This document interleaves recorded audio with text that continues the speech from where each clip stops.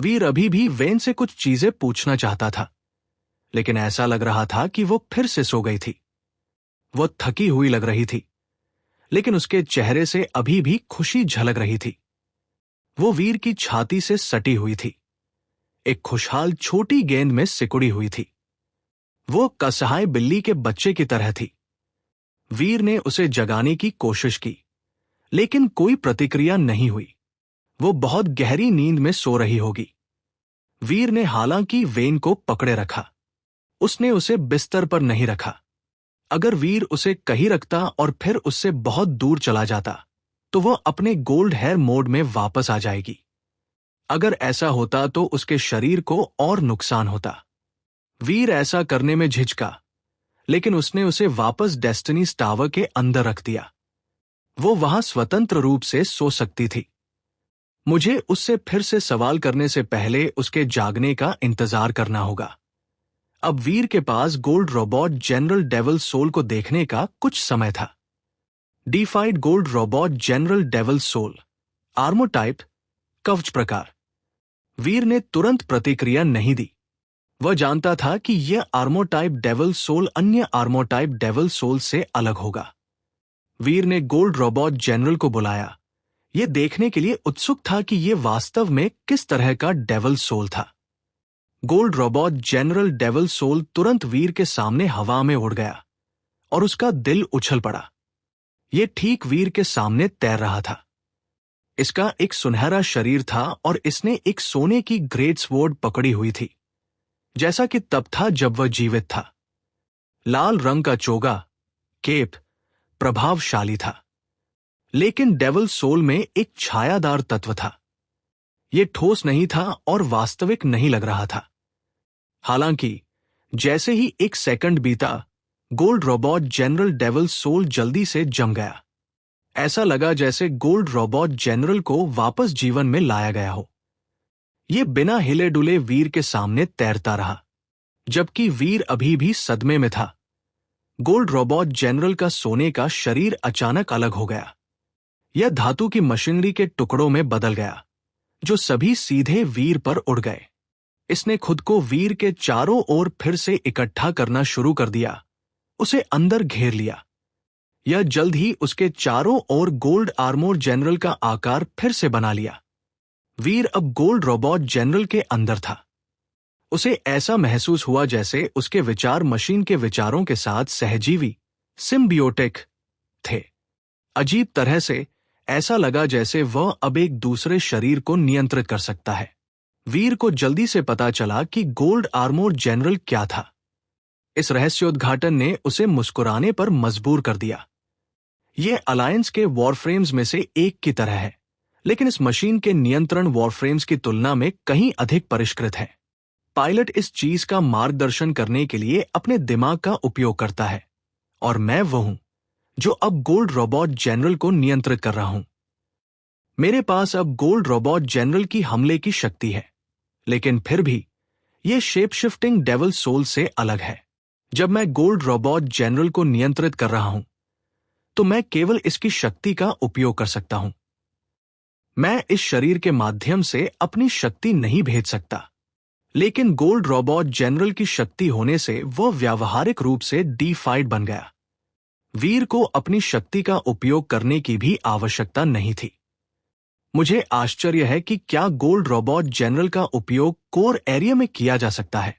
अगर यह संभव है, तो मैं अकल्पनीय रूप से समृद्ध हो जाऊंगा। मैं कोर एरिया में कुछ भी मिटा पाऊंगा। वीर इस संभावना से उत्साहित था। वह इसे आजमाने के लिए कोर एरिया में जाने का इंतजार नहीं कर सकता था। इस बार वीर ने कोर एरिया में प्रवेश करने के लिए अपने प्रोफेसर मंत्रास कॉगव्हील का उपयोग नहीं किया। उसे पिछली बार जहां से वह चला गया था, वहां कई लोग इंतजार कर रहे होंगे। उसके लिए वहां फिर से दिखाई देना परेशानी भरा होगा। तो वीर ने कोर एरिया में प्रवेश करने के लिए अपने जेडस्किन सेल्फ कॉगव्हील का उपयोग किया। जेडस्किन की शक्ति के तहत वह कोर एरिया के अंदर कहीं और दिखाई दिया। वीर ने बिना किसी के आसपास एक शांत जगह पाई, और फिर उसने जल्दी से गोल्ड रोबोट जनरल को बुलाया। उसने पाया कि वह इसका उपयोग कर सकता है। डेविल सोल्स उस क्षेत्र में प्रतिबंधित नहीं थे, जिसका मतलब था कि गोल्ड रोबोट जनरल एकमात्र डेविल सोल नहीं था जिसका वो उपयोग कर सकता था। यहां तक कि पीकॉक किंग्स गार्मेंट्स को भी कोर एरिया में पहना जा सकता था। हाँ, भगवान मेरी तरफ है। चमकने का मेरा समय आखिरकार आ गया है। बाहर की दुनिया में उन पुराने डीफाइड एलीट से लड़ना मुश्किल होगा, लेकिन कोर एरिया में सब कुछ साफ करना एक ठीक काम होना चाहिए। वीर अपनी कुछ उत्तेजना को दूर करने के लिए आकाश में चिल्लाना चाहता था। हालांकि वीर तुरंत जेनोजेनिक्स को मारने के लिए बाहर नहीं गया। कोर एरिया सभी दिशाओं में अनंत तक फैली हुई थी और वह उस जगह से बहुत परिचित नहीं था। उसे यह भी नहीं पता था कि वहां डीफाइड जेनोजेनिक्स कहां मिलेंगे। साथ ही उसके पास पहले से ही उपयोग करने के लिए 1000 किंग जेनोजेनिक जीन्स थे। वो वैसे भी कम समय में खाने के लिए बहुत अधिक था। वह प्रतिदिन केवल 2 या 3 किंग जेनोजेनिक जीन्स खा सकता था, और वह केवल इसलिए संभव था क्योंकि वो कंज्यूम का उपयोग कर सकता था। 1000 जेनोजेनिक जीन्स को संसाधित करने में लंबा समय लगेगा। मुझे आश्चर्य है कि क्या कोई अन्य जीन आज है जो किंग जेनोजेनिक जीन्स को तेजी से पचाने में मेरी मदद कर सकते हैं, वीर ने खुद से सोचा। हालांकि उसके पास कोई जवाब नहीं था। शायद 1000 ट्रेजर्स को इस बारे में कुछ पता हो। मुझे फैंग किंग वायु से पूछना चाहिए। वीर ने डेविल सोल्स को हटा दिया और सफेद वहल पर लौट आया। वह फैंग किंग वायु को बताने गया कि वह किस बारे में सोच रहा था। बेशक उसने ये नहीं कहा कि वो किंग जेनोजेनिक जीन्स खा रहा था। उसने फैंग किंग वायु से पूछा कि क्या कंज्यूम के समान लेकिन उससे भी बेहतर कोई जीन आर्ट है। फैंग किंग वायु ने एक पल के लिए सोचा, फिर कहा, कंज्यूमिंग एंड कंज्यूम अपनी तरह का सबसे अच्छा जीन आर्ट है। कंज्यूम से बेहतर एक जीन आर्ट खोजना मुश्किल हो सकता है, लेकिन एक बहुत प्रसिद्ध जीन आर्ट है जिसका अभ्यास अधिकांश लोग नहीं कर पाएंगे। वो कौन सा जीन आर्ट होगा? वीर ने जल्दी से पूछा। बिग डिस्ट्रॉयड, फैंग किंग वायु ने कहा। Big destroyed? क्या वो एक बहुत विनाशकारी जीन आर्ट नहीं है? वीर ने पहले इस जीन आर्ट के बारे में सुना था, और उसने सुना था कि ये शक्तिशाली विनाशकारी शक्तियों का उपयोग करता है। यहां तक कि डिस्ट्रॉयड के बीच भी कई लोग बिग डिस्ट्रॉयड का उपयोग नहीं कर सकते थे। बार जैसे एलिट्स भी बिग डिस्ट्रॉयड का अभ्यास करने में सक्षम नहीं थे। दिया रॉबर को इसके साथ प्रतिभा होने के लिए कहा गया था, लेकिन वीर ने उसे इसका उपयोग करते कभी नहीं देखा था। बिग डिस्ट्रॉयड एक अत्यधिक विनाशकारी जीन आर्ट है, फैंग किंग वायु ने कहा। 1000 ट्रेजर्स अलायंस ने पहले बिग डिस्ट्रॉयड पर शोध किया है, और हमने पाया कि ये एक जीन आर्ट है जो पदार्थों को तोड़ता है और उन्हें एक आधार स्थिति में वापस कर देता है। बिग डिस्ट्रॉयड से प्रभावित कोई भी पदार्थ टूट जाएगा और अपने सबसे आदिम और व्यावहारिक रूप में वापस आ जाएगा। यदि आप उन व्यावहारिक परिणामों को खाते हैं, तो चीजों को पचाना आपके लिए आसान हो सकता है। ये सब कहने के बाद फैंग किंग वायु हंसे और कहा, लेकिन मुझे आपको बताना होगा। इसके अलावा मुझे नहीं लगता कि इस कार्य के लिए कंज्यूम से कोई बड़ा जीन आर्ट है। कंज्यूम जीन आर्ट्स के अपने क्षेत्र में सबसे अच्छा है। कुछ ऐसे हैं जो समान हैं, लेकिन वे मूल रूप से सभी समान हैं। वीर ने अपने विकल्पों पर विचार किया और फैसला किया कि बिग डिस्ट्रॉयड उसके लिए काम कर सकता है। उसने फैंग किंग वायु से पूछा, मुझे बिग डिस्ट्रॉयड कहां मिल सकता है? क्या मैं इसे 1000 ट्रेजर्स अलायंस से खरीद सकता हूं? ये डिस्ट्रॉयड का एक गुप्त जीन आर्ट है। इसे सीखने के लिए आपको एक डिस्ट्रॉयड के शरीर की आवश्यकता होगी। 1000 ट्रेजर्स अलायंस के पास कभी भी वो कौशल नहीं था। फैंग किंग वायु ने सिर हिलाते हुए कहा, ऐसा लगता है कि मुझे डिस्ट्रॉयड से शुरुआत करनी होगी। वीर ने सोचा, दिया रॉबर वास्तव में मुझे एक और डीफाइड जेनोजेनिक का शिकार करने के लिए किराए पर लेना चाहता है, लेकिन मुझे नहीं पता कि क्या वो मदद के बदले में बिग डिस्ट्रॉय के रहस्यों को देने को तैयार होगा। वीर ने दिया रॉबर को खोजने की योजना नहीं बनाई। ये दिया रॉबर को बहुत अधिक लाभ देगा। इसके बजाय वीर ने कोर एरिया में लौटने से पहले कुछ दिनों तक इंतजार करने की योजना बनाई। इस तरह दिया रॉबर उसके पास आने की संभावना होगी। वेन कुछ दिनों से लगातार सो रही थी और अभी भी उसके जल्द जागने का कोई संकेत नहीं था। इसने वीर को थोड़ा उदास महसूस कराया। सफेद वैल हमेशा की तरह वही कर रही थी।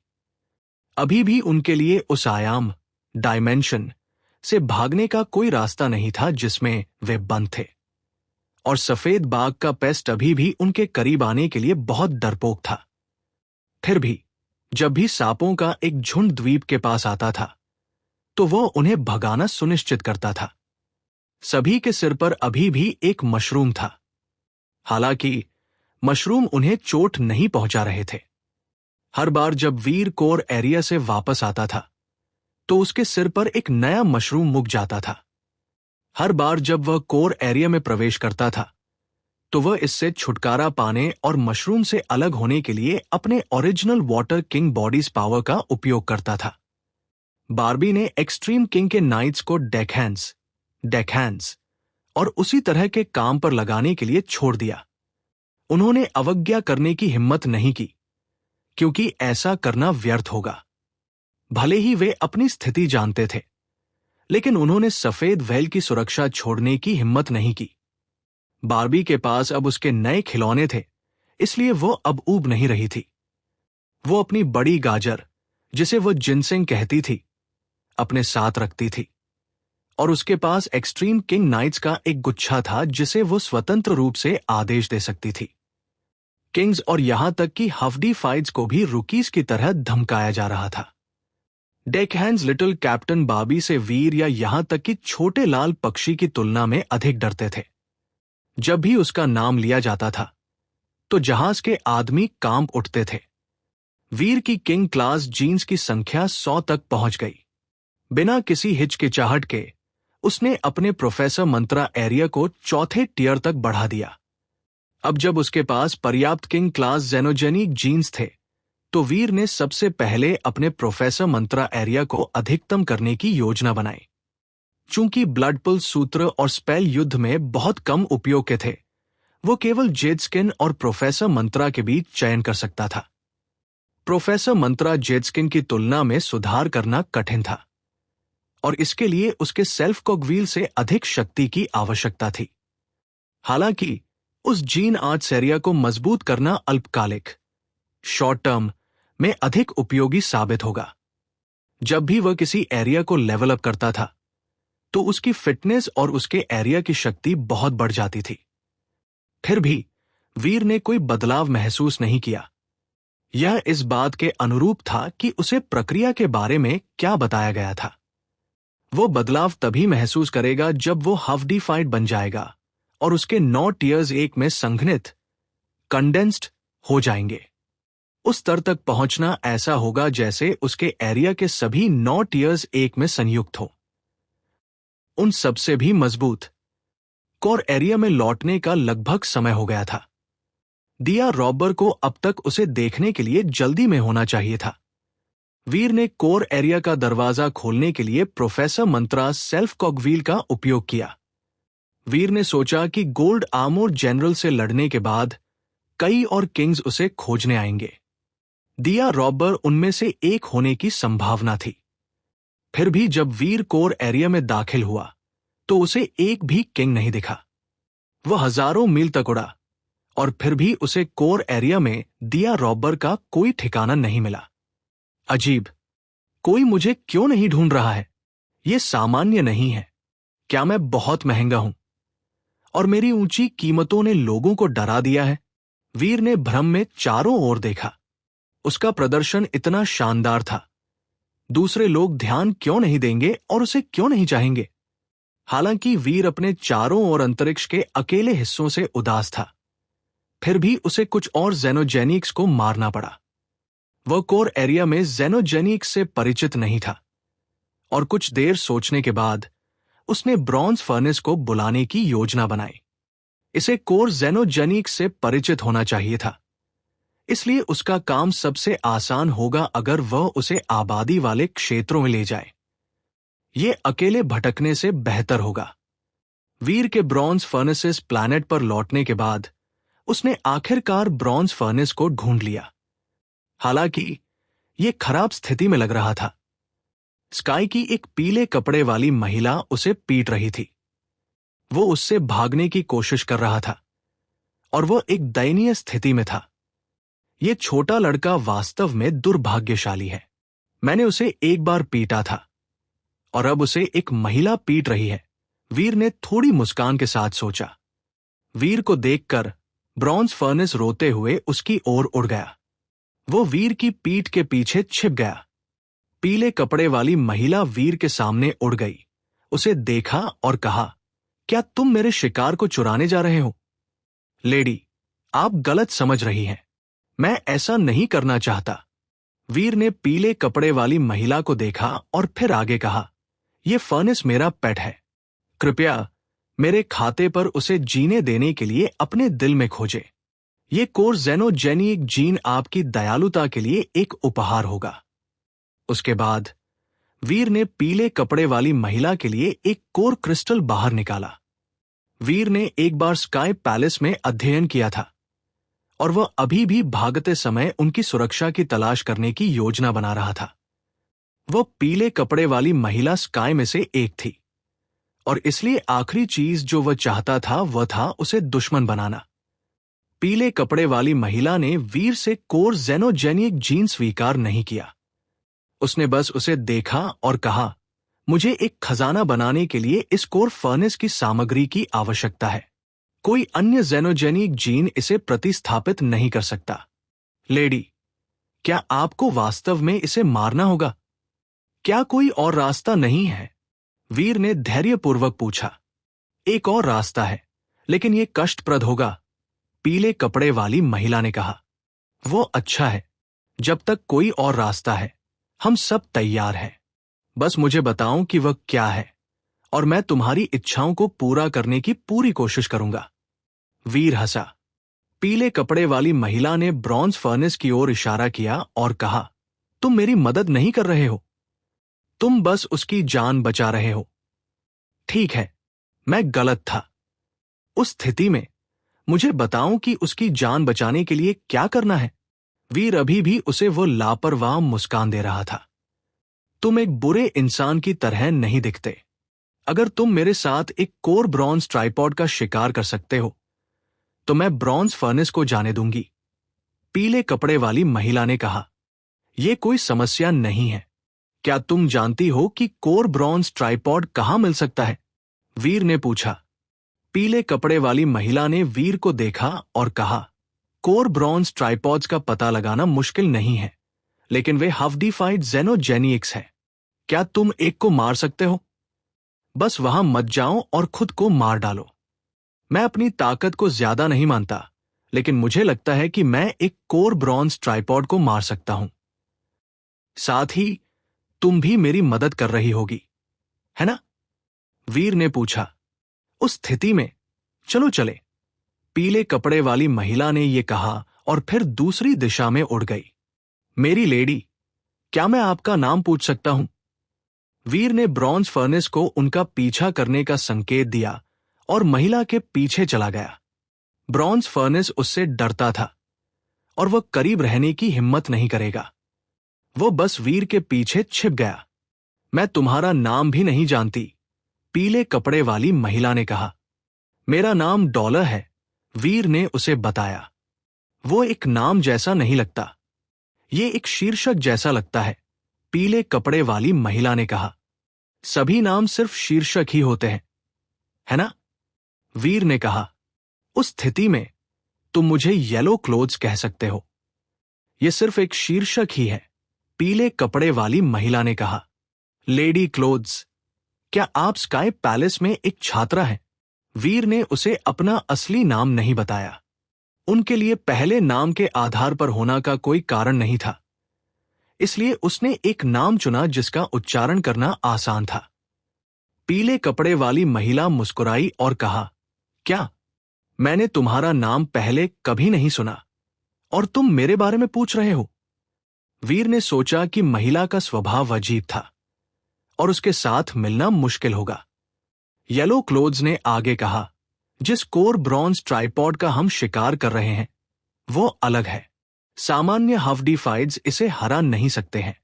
तुम पलक झपकते ही मर सकते हो। मुझे देखने दो कि तुम किस तरह के जीन आर्ट और एरिया में अच्छे हो। मैं नहीं चाहती कि तुम मर जाओ और इसका दोष मुझ पर लगाओ। वीर ने उसे 1 मिनट तक देखा।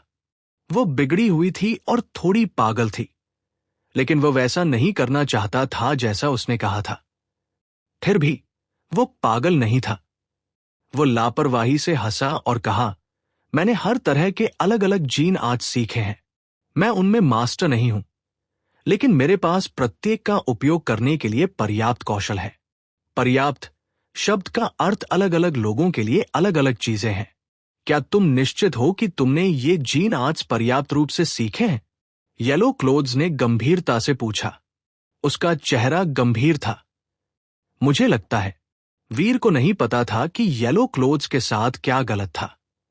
वो ऐसे बात कर रही थी जैसे वे प्रतिस्पर्धा कर रहे थे और उन्हें यह पता लगाना था कि दोनों में से कौन मजबूत था। ठीक है, उस स्थिति में मैं तुम्हें सबसे बुनियादी स्वॉर्ड स्किल से परखूंगी। क्या तुम लिसनिंग स्वॉर्ड के बारे में जानते हो? येलो क्लोथ्स ने कोल्डली पूछा। लिसनिंग स्वॉर्ड क्या है? वीर ने कभी इस कौशल के बारे में नहीं सुना था। येलो क्लोथ्स वीर की अज्ञानता पर नहीं हंसी। उसने बस समझाया, एक तलवार एक व्यक्ति की तरह है। एक व्यक्ति एक ध्वनि की तरह है। हम एक व्यक्ति को देख सकते हैं, लेकिन जब तक हम उनसे बात नहीं करते वे वास्तव में दोस्त नहीं बन सकते।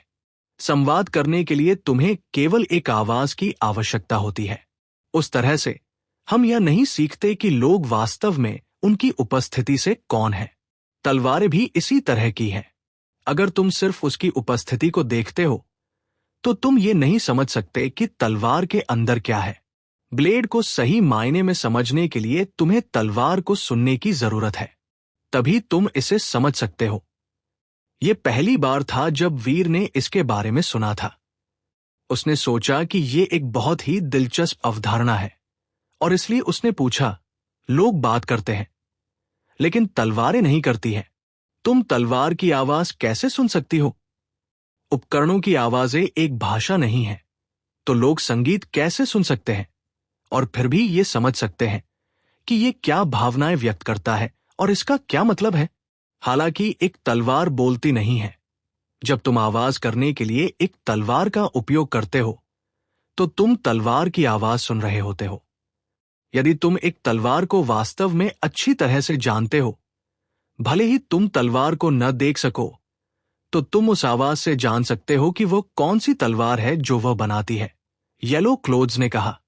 वीर ने जो वह कह रही थी उस पर विश्वास नहीं किया। उसने येलो क्लोथ्स को देखा और कहा, इसका मतलब है कि मैं एक तलवार बाहर निकाल सकता हूं और बेतरतीब ढंग से उसे स्विंग कर सकता हूं और उससे लेडी क्लोथ्स जान जाएगी कि मैं कौन सी तलवार चलाता हूं। बेशक, येलो क्लोथ्स ने जवाब दिया। उसने पूर्ण निश्चितता के साथ ऐसा किया। महान, मेरे पास एक तलवार है और मैं चाहूंगा कि तुम मेरी तलवार का अनावरण करो, वीर ने कहा। जरूर। येलो क्लोथ्स मुड़ी और अपनी आंखें बंद कर ली। उसने वीर से कहा, तुम मेरे लिए अपनी तलवार घुमा सकते हो। वीर का दिल उछल पड़ा। अगर वो झांकती है तो उसकी दृष्टि की रेखा को अवरुद्ध करने के लिए अपने शरीर का उपयोग करते हुए उसने अपना toxic umbrella mushroom devil soul निकाला। टॉक्सिक अम्ब्रेला मशरूम एक वेपन डेविल सोल था, लेकिन ये एक तलवार नहीं थी। ये एक छाता था। जब इसे मोड़ा जाता था तो ये 3 फीट लंबा होता था और इसे एक तलवार के रूप में इस्तेमाल किया जा सकता था। वीर ने टॉक्सिक अम्ब्रेला को पकड़ा और कुछ स्वॉर्ड स्किल्स के साथ इसे चारों ओर घुमाया। उसने येलो क्लोथ्स को स्कैन करने के लिए प्रोफेसर मंत्रा एरिया का उपयोग करना जारी रखा। कहीं ऐसा न हो कि वह छाता देखने के लिए किसी प्रकार की जीन आर्ट का उपयोग कर रही हो। हालांकि वीर बहुत अधिक संदिग्ध था। येलो क्लोथ्स उसे देखने के लिए किसी भी जीन आर्ट्स का उपयोग नहीं कर रही थी। वो केवल वीर को अपनी तलवार लहराते हुए सुन रही थी। वीर ने केवल 2 बार अपनी तलवार घुमाई थी, इससे पहले येलो क्लोथ्स ने कहा, "ये काफी है।" वीर ने टॉक्सिक अम्ब्रेला को दूर रखा। उसने येलो क्लोथ्स को देखा और कहा, "कृपया मुझे बताओ कि मेरी तलवार कैसी लगी।" "ये तलवार खराब है," येलो क्लोथ्स ने कोल्डली कहा। "ये खराब क्यों है?" वीर ने पूछा। "अगर तुम एक छाते को तलवार के रूप में उपयोग कर रहे हो, तो तुम्हें वार करने और झाड़ू लगाने पर ध्यान केंद्रित करना चाहिए। तुम्हारी स्वॉर्ड स्किल सिर्फ तुम स्लैश कर रहे थे," येलो क्लोथ्स ने संक्षेप में कहा। वीर को आश्चर्य नहीं हुआ। उसके द्वारा बनाई गई आवाजों से एक वस्तु की पहचान करना मुश्किल नहीं था। वीर भी ऐसा कर सकता था। कई किंग्स ऐसा कर सकते थे, इसलिए यह कुछ खास नहीं था। येलो क्लोथ्स को समझ में आया कि वीर क्या सोच रहा था, और उसने कहा, "तुम्हारा छाता बहुत कड़वा लगता है। अगर मैं ये सही सुन रही हूं, तो ये शायद एक टॉक्सिक अम्ब्रेला है। इसकी आवाजें बहुत शुद्ध और केंद्रित है। ये शायद एक किंग क्लास वेपन है। तुम उसकी आवाज को उस स्तर तक पहचान सकती हो?" वीर चौंक गया था। भले ही किसी ने छाते को देखा हो, उन्हें यह जानने का कोई तरीका नहीं होना चाहिए था कि यह टॉक्सिक था। साथ ही जिन यूनिवर्स में वो अकेला व्यक्ति था जिसने टॉक्सिक अम्ब्रेला डेविल सोल का उपयोग किया था। येलो क्लोथ्स को यह जानने का कोई तरीका नहीं होना चाहिए था कि यह क्या था। वो कैसे जान सकती थी कि टॉक्सिक अम्ब्रेला टॉक्सिक था? वीर इससे भ्रमित था। हर चीज के होने का अपना कारण होता है। मैं तलवारें सुन सकती हूं और मैं छाते सुन सकती हूं। एक कौशल 1000 कौशल की तरह हो सकता है। मेरी सुनवाई से कुछ भी नहीं बच सकता है। येलो क्लोथ्स स्वाभाविक रूप से बोली जैसे कि ये एक सार्वभौमिक सत्य था। येलो क्लोथ्स हालांकि थोड़ी बहुत घमंडी लग रही थी। यहां तक कि एक उच्च जाति का अल्फा भी सब कुछ जानने का दावा नहीं करेगा। येलो क्लोथ्स ने ये लापरवाही से कहा था, जैसे कि ये कोई बड़ी बात नहीं थी। वीर सोच रहा था, अगर ये महिला केवल किंग क्लास होने के बावजूद इतनी अभिमानी है, तो वह स्काई के लिए कोई महत्वपूर्ण व्यक्ति होनी चाहिए। जब मैं स्काई पैलेस में था तब मैंने उसे क्यों नहीं देखा?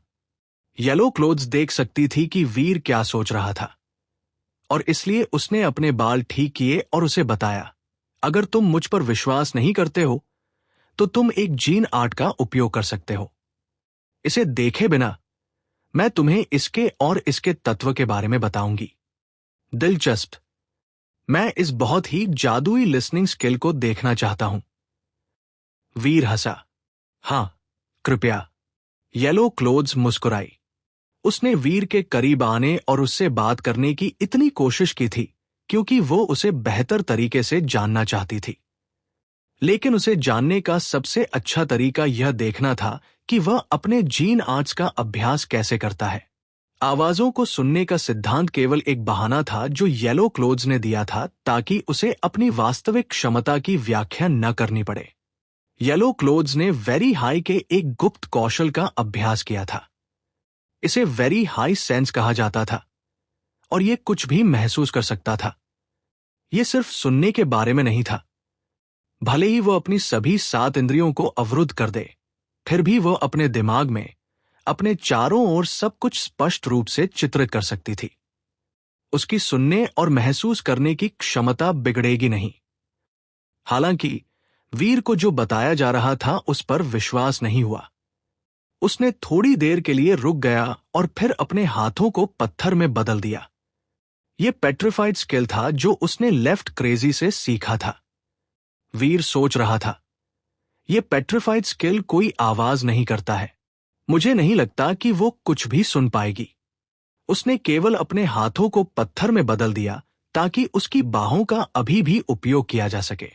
उसने अपनी बाहों का उपयोग अपनी मुट्ठी को स्विंग करने के लिए किया। फिर उसने येलो क्लोथ्स से पूछा, जो मुड़ गई थी, "क्या तुम बता सकती हो कि यह किस तरह का जीनाट है?"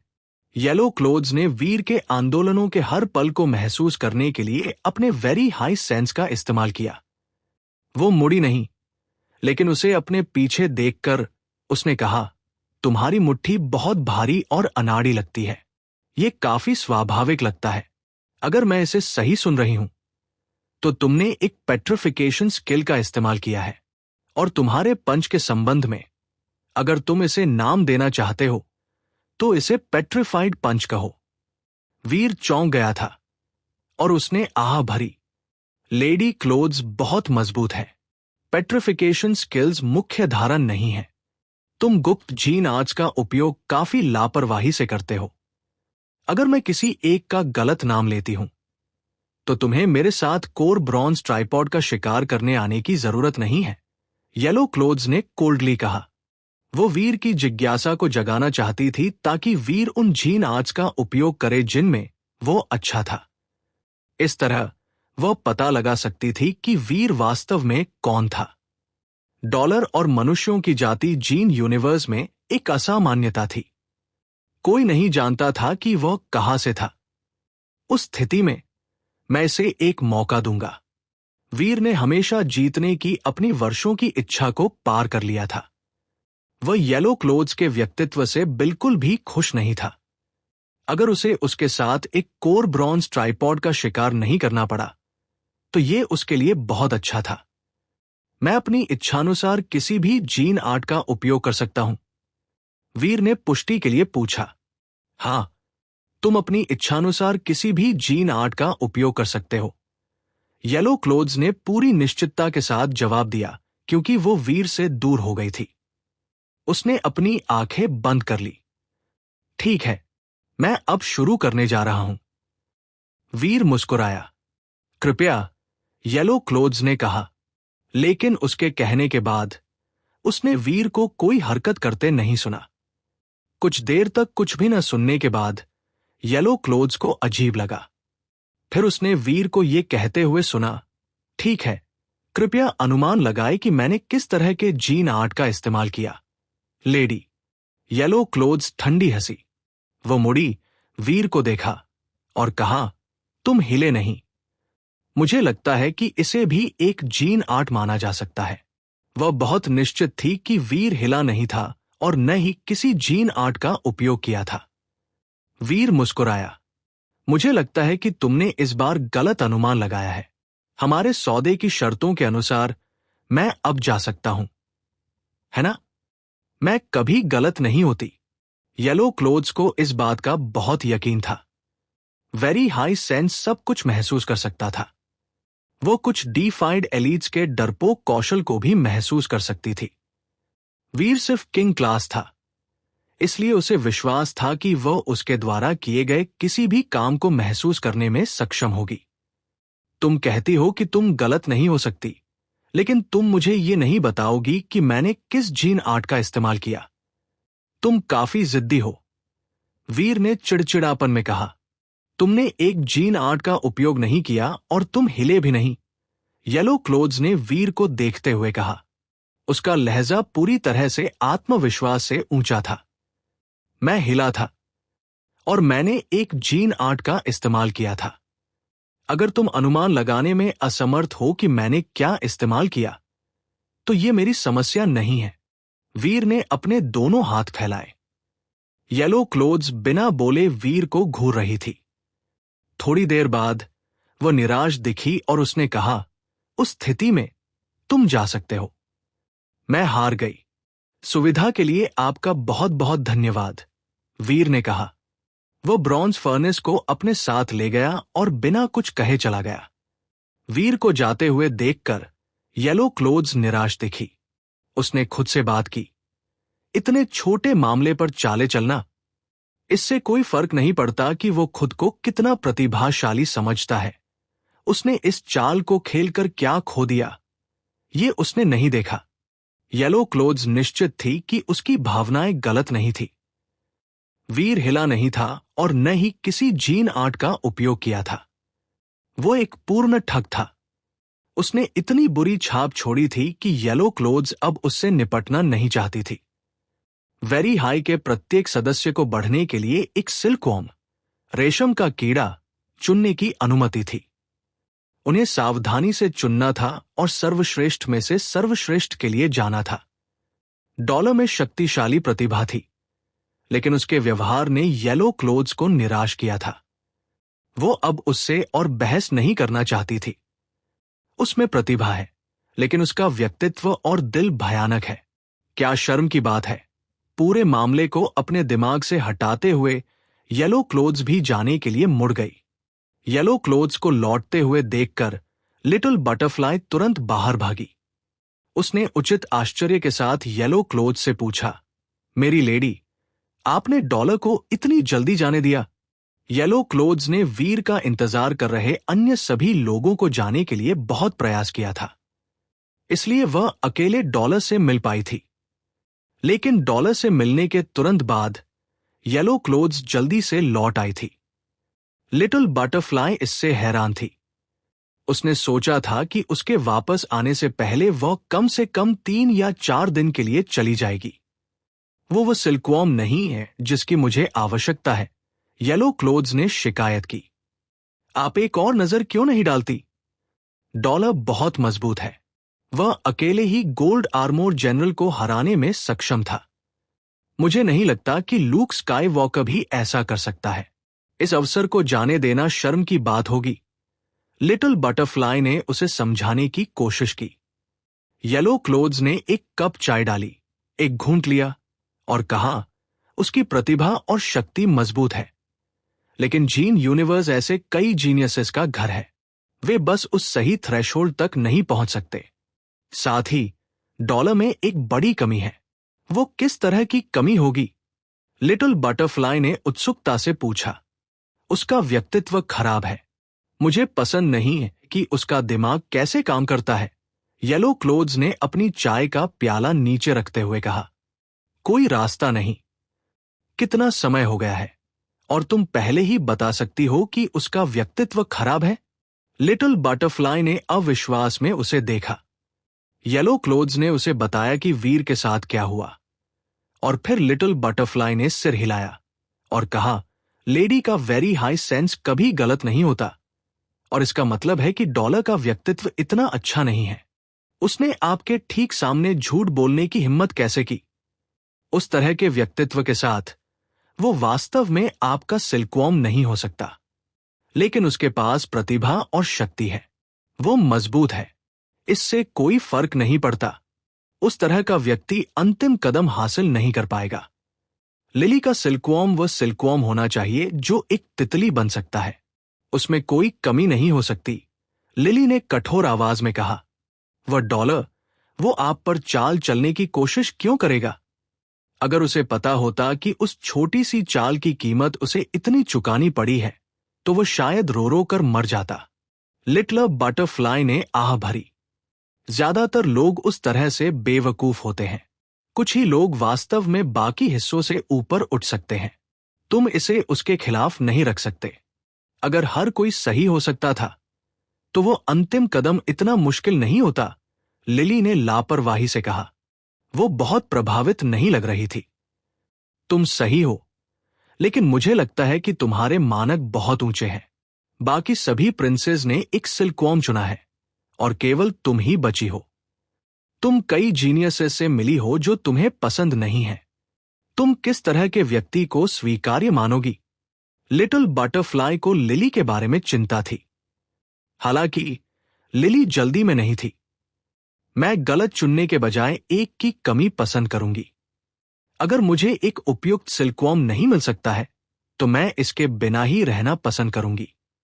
ऐसा कैसे हो सकता है? अगर तुम नहीं चुनती हो, तो तुम एक नेता बनने का अपना अवसर खो दोगी। लिटिल बटरफ्लाई ये सुनकर और भी चिंतित हो गई। मैं सिर्फ शिकायत कर रही थी। मेरा वास्तव में ये मतलब नहीं था। मुझे किसी को चुनना होगा, अन्यथा अन्य प्रिंसेस के लिए चीजें बहुत आसान हो जाएंगी। मैं चुनने जा रही हूं, लेकिन मैं किसी ऐसे व्यक्ति को चुनूंगी जिसे मैं पसंद करती हूं। लिली हंस पड़ी। लिटिल बटरफ्लाई ने एक लंबी आह भरी और अपनी छाती सहलाई। ओह, तुमने मुझे डरा दिया। ठीक है, अब आओ और मुझे मसाज दो। मैं अभी थोड़ा सा हिली हूं और पहले से ही मेरे कंधे खराब लग रहे हैं। लिली ने चाय का एक और घूंट लिया। लिटिल बटरफ्लाई लिली के पीछे चली गई।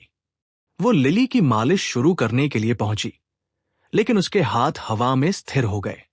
उसने उसे नहीं छुआ, लेकिन उसका मुंह सदमे से खुल गया। मेरी लेडी, आपकी पीठ पर शब्द हैं। शब्द? कौन से शब्द? लिली चौंक गई थी। तुम हार गई। लिटिल बटरफ्लाई ने धीरे धीरे लिली की पीठ पर लगाए गए शब्दों को पढ़ा। लिली का चेहरा लाल हो गया। उसने अपने दांत पीसे और अपना हाथ बढ़ाया। उसने एक दर्पण बुलाया ताकि वो अपनी पीठ देख सके। वहां उसने अपनी पीठ पर लिखे 2 शब्द देखे। वे एक मुट्ठी के आकार के आसपास थे। यहां तक कि एक विस्मयादिबोधक चिन्ह भी था। तुम हार गई। लेडी, ये 2 शब्द आपकी पीठ पर क्यों लिखे गए हैं?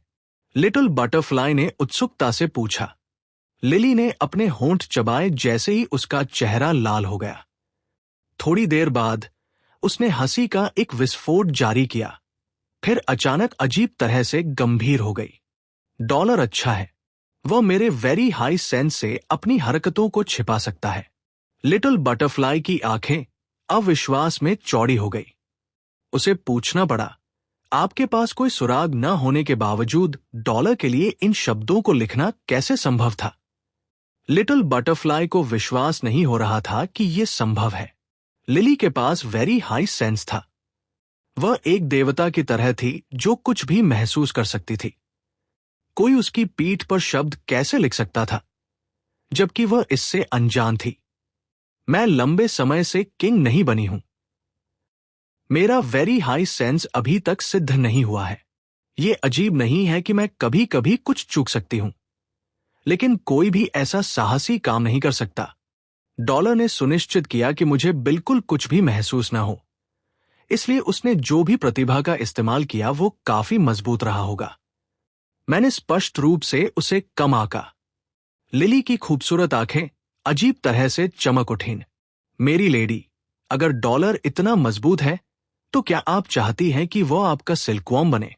लिटिल बटरफ्लाई ने पलक झपकाई। मैं उसे अभी तक पर्याप्त रूप से नहीं जानती। मैं केवल इस शक्ति के प्रदर्शन के आधार पर उसे नहीं चुन सकती।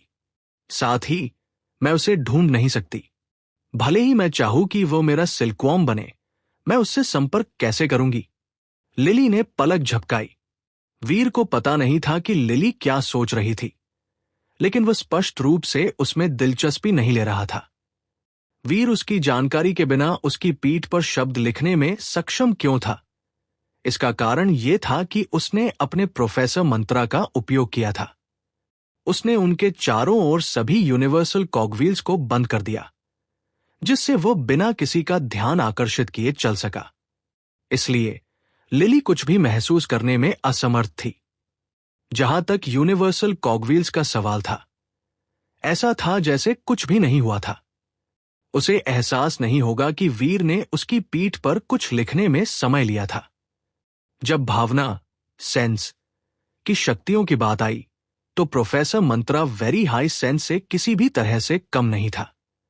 लिली को नहीं पता था कि प्रोफेसर मंत्रा क्या था, और इसलिए यही कारण था कि वह प्रतियोगिता हार गई। अगर वह जीन आर्ट के बारे में जानती होती तो वो इतनी बुरी तरह से नहीं हारती। ब्रॉन्ज फर्नेस रास्ते का नेतृत्व करते हुए रोने की आवाजें करता रहा। प्राणी की आग उठती और गिरती रही। 100 तलवारें उसके अंदर से बाहर निकल रही थी। वे सभी अलग अलग आकार की थी। ऐसा लग रहा था जैसे उसने कोर जेनोजेनिक्स को मारने और जेनोजेनिक जीन्स लेकर तलवारें बनाने में बहुत समय बिताया था। तुम मुझे कहां ले जा रहे हो? वीर ने ब्रॉन्ज फर्नेस से पूछा। उसने ब्रॉन्ज फर्नेस से डीफाइड जेनोजेनिक्स खोजने के लिए कहा था। यह उसे आधे दिन तक नेतृत्व कर रहा था, लेकिन उन्हें पास में कोई अकेली छाया भी नहीं मिली थी। जैसे ही उन्होंने यात्रा की, उनके चारों ओर की जगह शांत और शांत होती जा रही थी। आसपास ग्रह या एस्टेरॉइड्स भी नहीं थे। चू चू, फर्नेस ने कुछ लपटें बाहर निकाली। वे आकाश में तैरते हुए शब्द बनाने लगे। Steel castle. वो जगह क्या है? वीर ने पूछा। डीफाइड जेनोजेनिक। ब्रॉन्ज स्मिदी ने उन और अग्नि शब्दों का उत्पादन करके कहा। जेनोजेनिक्स की बुद्धिमत्ता काफी सीमित थी। वे खुद को व्यक्त करने में कभी भी इतने अच्छे नहीं थे। वीर ज्यादा नहीं पूछ सकता था, लेकिन यह ठीक था जब तक वे डिफाइड जेनोजेनिक्स वाली जगह पर जा रहे थे। वह जिस भी शक्ति का सामना करता, उससे डरने वाला नहीं था। वो उड़ान में ब्रॉन्ज फर्नेस का पीछा किया। कुछ दिनों तक उड़ने के बाद उन्होंने अंतरिक्ष में लटके हुए एक कैसल को देखा। कैसल धातु से बना हुआ लग रहा था और इसे कॉगव्हील्स और मशीनरी का उपयोग करके बनाया गया था। इसमें से 2 विशाल एग्जॉस्ट पाइप्स बाहर निकले। कॉगव्हील्स घूमते थे और इसमें से लगातार आग निकलती थी। वीर अंदर एक जनरेटर की आवाज भी सुन सकता था और यह मधुरता से गुनगुना रहा था। वो विशाल चीज एक विशाल स्टील मॉन्स्टर की तरह थी। यह हवा में तैर रहा था और उस पूरी यात्रा में वीर को एक भी जेनोजेनिक का सामना नहीं हुआ था। यह वीर को काफी असामान्य लगा था। जितना करीब वे कैसलाइक मशीन के पास गए, उतना ही अजीब यह लगा। विशाल इस्पात के कॉगव्हील्स घूमते थे और एक स्मिदी में काम कर रहे एक ब्लैकस्मिथ की तरह खड़खड़ाने वाली आवाजें थी। मशीन से आग निकल रही थी। यह किसी प्रकार की फैक्ट्री जैसा था। कोर एरिया के जेनोजेनिक्स इतने अजीब हैं। यह स्टील कैसल एक जेनोजेनिक नहीं हो सकता, है ना? वीर चौंक गया था। जैसे ही वीर इसके बारे में सोच रहा था, उसने अचानक स्टील मॉन्स्टर को बुलडोजर की तरह आगे बढ़ते हुए देखा। उसकी जुड़वा एग्जॉस्ट पाइप से लपटें निकली। चल रहा जनरेटर जोर से गूंजता हुआ लग रहा था और लयबद्ध तेज आवाजें एक निरंतर ध्वनि बन गई। विभिन्न आकारों के कॉगव्हील्स उसकी रोबोट आर्म्स के साथ पागल की तरह घूमते थे। अगले ही पल कैसल का स्टील डोर खुल गया। आग ऐसे निकली जैसे वो एक बड़ी फर्नेस हो। स्टील कैसल के भीतर से एक 10 मीटर लंबा स्टील रोबोट दिखाई दिया। जेनोजेनिक बहुत मजबूत लग रहा था। जैसे ही वो बाहर निकला, रोबोट जेनोजेनिक बहुत जर्जर लग रहा था। यह उन आधुनिक एआई रोबोट से तुलना नहीं कर सकता था जिनसे वीर परिचित था। इसका डिजाइन प्राचीन यूरोप में नाइट्स के आर्मोर की अधिक याद दिलाता था। जैसे ही कैसल डोर खुला और अधिक क्रोधित आग निकली, अधिक स्टील रोबोट्स कैसल से कतार में बाहर निकल आए। ये खिलौनों की एक प्रोडक्शन लाइन की तरह था। वीर ने उभरते हुए रोबोट्स को सदमे में घूर दिया। उसने अपनी आंखें चौड़ी की और कहा, किंग क्लास कोर जेनोजेनिक्स। ये steel monster castle king core xenogenics बना सकता है। किंग क्लास जेनोजेनिक्स के एक समूह का सामना करना वीर को आश्चर्यचकित नहीं करेगा, लेकिन एक मॉन्स्टर ढूंढना जो उन्हें आसानी से उत्पन्न कर सकता है, वीर ने पहले कभी ऐसा कुछ नहीं देखा था। एक सेकंड के भीतर स्टील रोबोट्स जो कैसल से निकले थे, अलग अलग रेजिमेंट में इकट्ठे हुए। फिर वे सभी वीर पर चढ़ गए। वीर अपने गोल्ड रोबोट जनरल की शक्ति को आजमाना चाहता था। जब उसने उसे बुलाया तो गोल्ड आर्मोर जनरल उसके चारों ओर दिखाई दिया। वीर ने गोल्ड रोबोट को उसी तरह नियंत्रित करने के लिए अपने दिमाग का इस्तेमाल किया जैसे वो अपने शरीर को नियंत्रित करता था। उसने सोलाइक गोल्ड ग्रेट स्वॉर्ड को उठाया। ब्लेड पर कॉगव्हील्स घूमते थे और सॉब्लेड भी घूमता था। ये एक विशाल चेनसॉ की तरह था। कैचा, वीर ने तलवार घुमाई और चेनसॉ स्वॉर्ड लाइट ने रोबोट्स को आधे में काट दिया। उनमें से एक भी उसकी तलवार की शक्ति को पीछे हटाने में सक्षम नहीं था। अच्छा, बहुत अच्छा, ये एक अच्छी लड़ाई है। वीर उत्साह में हंसा। उसने अपनी तलवार को घुमाते रहना जारी रखा। रोबोट्स को ऐसे काट रहा था जैसे वो सब्जियां काट रहा हो। वह उन स्टील रोबोट्स के एक पूरे समूह को मारने में कामयाब रहा। Xenogenic king hunted, steel armour. Xenogenic gene found. Veer ने घोषणा को बार बार बजते हुए सुना, लेकिन डेविल सोल का कोई उल्लेख नहीं था। क्या ये वास्तव में किंग क्लास जेनोजेनिक्स है? क्या वे बस कैसल में रहते हैं या वे वहां बने हैं? वीर ने अजीब स्टील कैसल को देखा और सोचने लगा। स्टील आर्मर्स का पहला समूह मारा गया था। कैसल मॉन्स्टर गुस्से में दिख रहा था। उसने कैसल की पूरी चौड़ाई में सभी दरवाजे खोलने के लिए अपनी सारी शक्ति बुलाई और कई और स्टील आर्मर्स बाहर उड़ने लगे। कम से कम 100 तो थे और इससे भी अधिक रास्ते में थे। जब उसने अपने गोल्ड रोबोट जनरल के साथ लड़ाई लड़ी तो वीर भेड़ों के बाड़े में प्रवेश करने वाले भेड़िए जैसा था। जहां भी उसकी स्वॉर्ड लाइट्स गई, उसके दुश्मन टुकड़े टुकड़े हो गए। वे किंग क्लास स्टील आर्मर्स उसके सबसे कमजोर वार का भी सामना नहीं कर सके। Xenogenic king hunted steel armour. Xenogenic gene found obtain steel armour devil soul. 100 steel armours को मारने के बाद वीर ने आखिरकार एक डेवल सोल अर्जित किया। स्टील कैसल हालांकि अब थक गया लग रहा था। उसकी गति धीमी हो गई थी और उसके दरवाजों से उतने स्टील आर्मर्स बाहर नहीं आ रहे थे। ये लंबी दौड़ के बाद हाफते हुए जानवर जैसा लग रहा था। कुल मिलाकर 200 से कम स्टील आर्मर्स थे।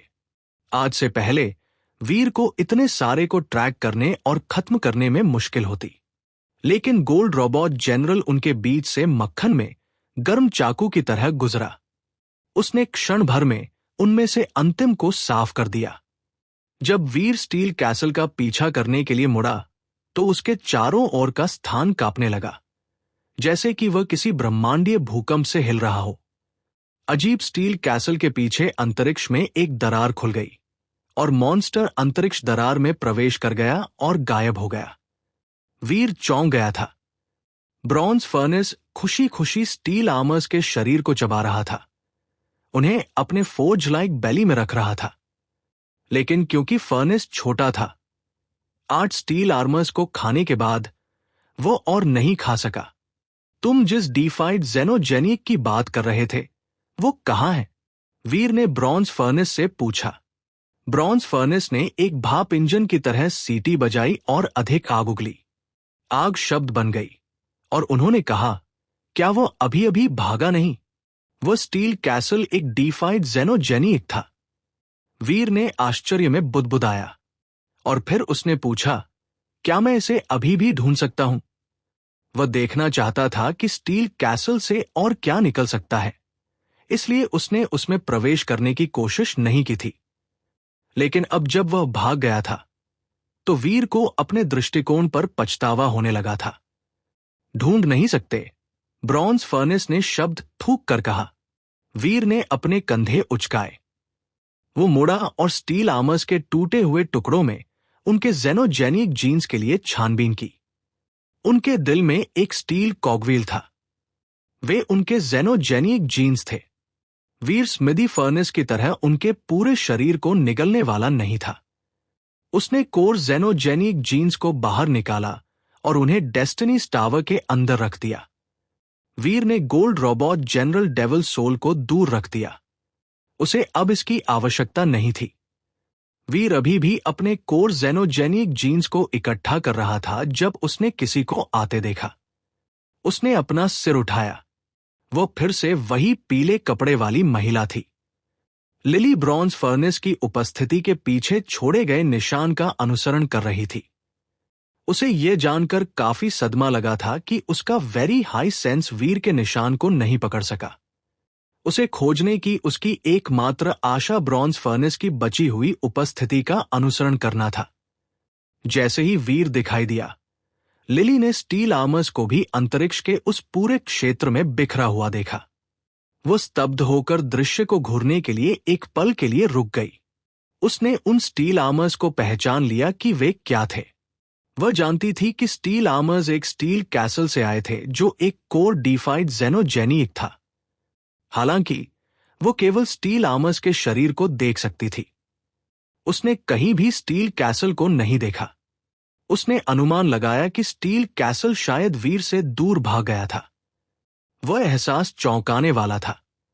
गोल्ड आर्मोर जनरल के साथ लड़ाई के दौरान वीर का मुख्य हमला dragon once defied treasure dragon tattoo tooth dagger से आया था। लिली ने इसे समझा था।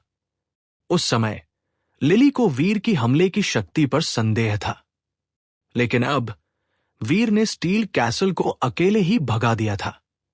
वह अब अपनी क्षमताओं में विश्वास करने में संकोच नहीं कर रही थी।